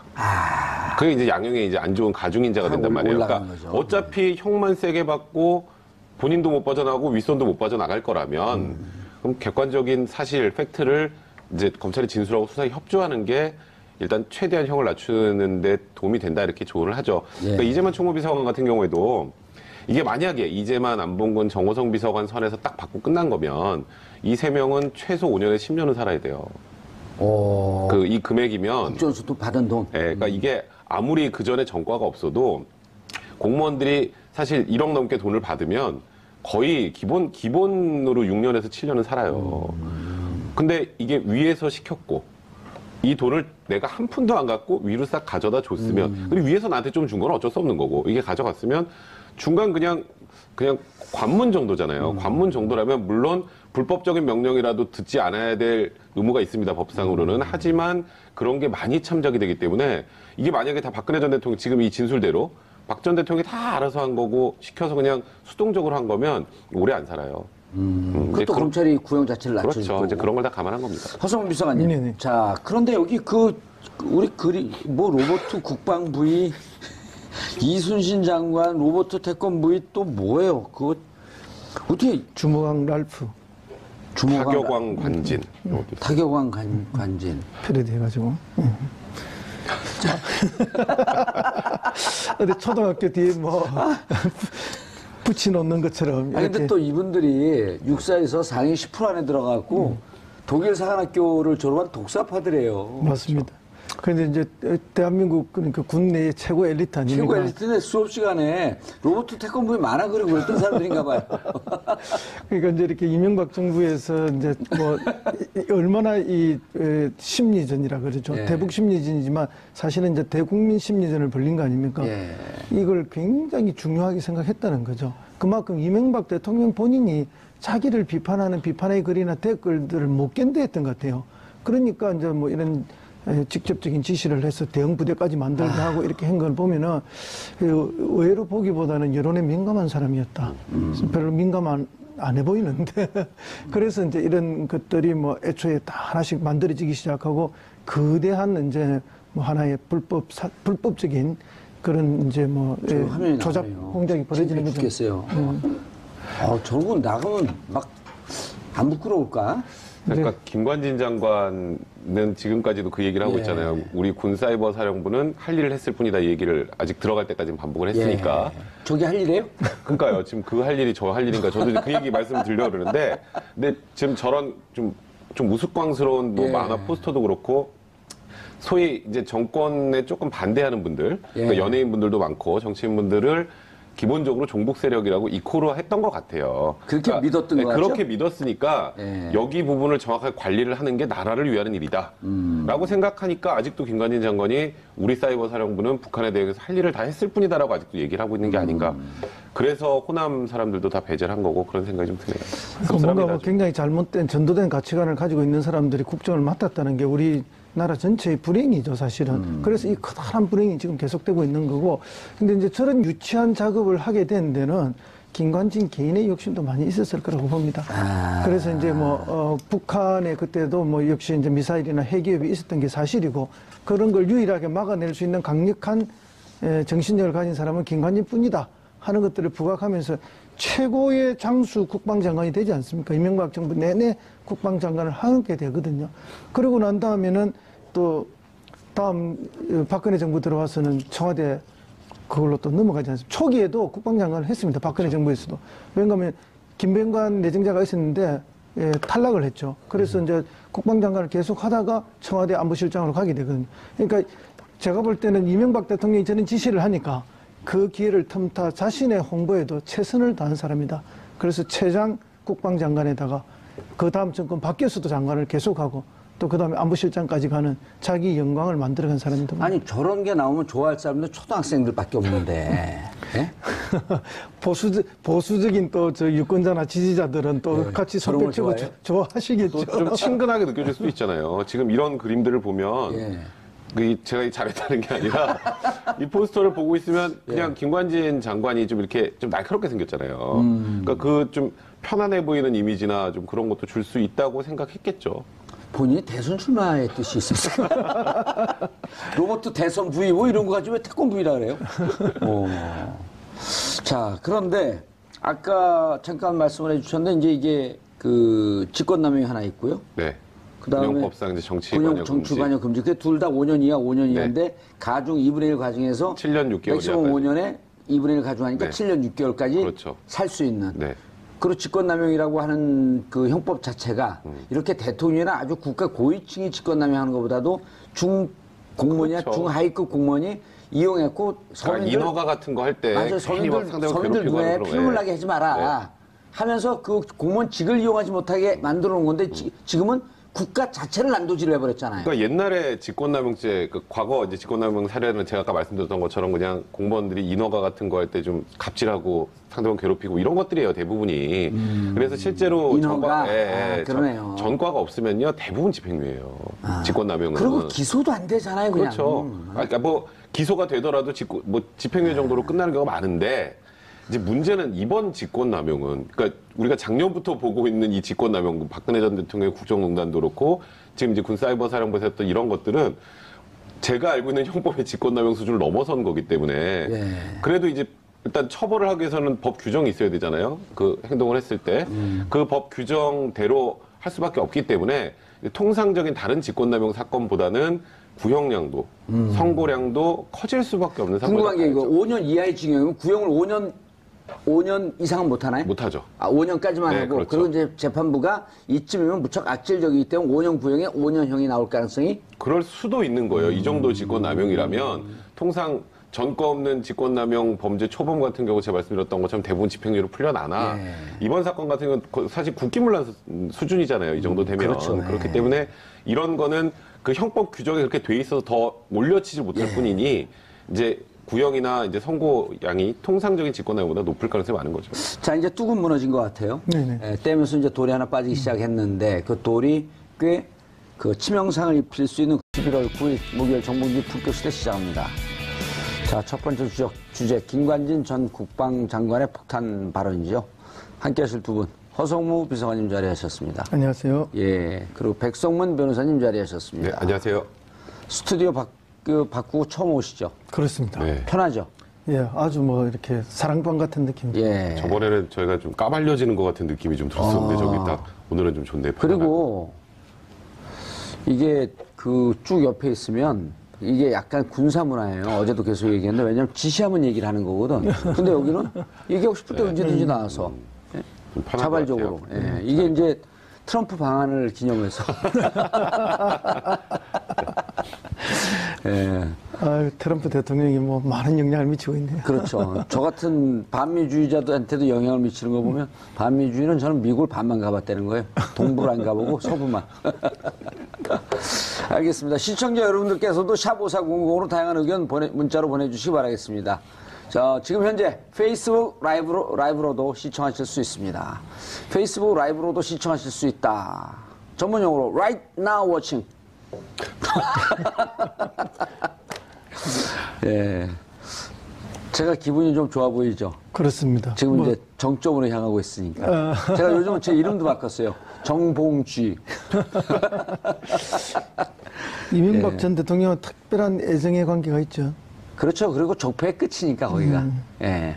어찌 보면, 어제, 그저께 한 며칠 전에 지금 오선하고 있는 선배하고 통화를 했더니 이런 얘기를 해요, 재밌게.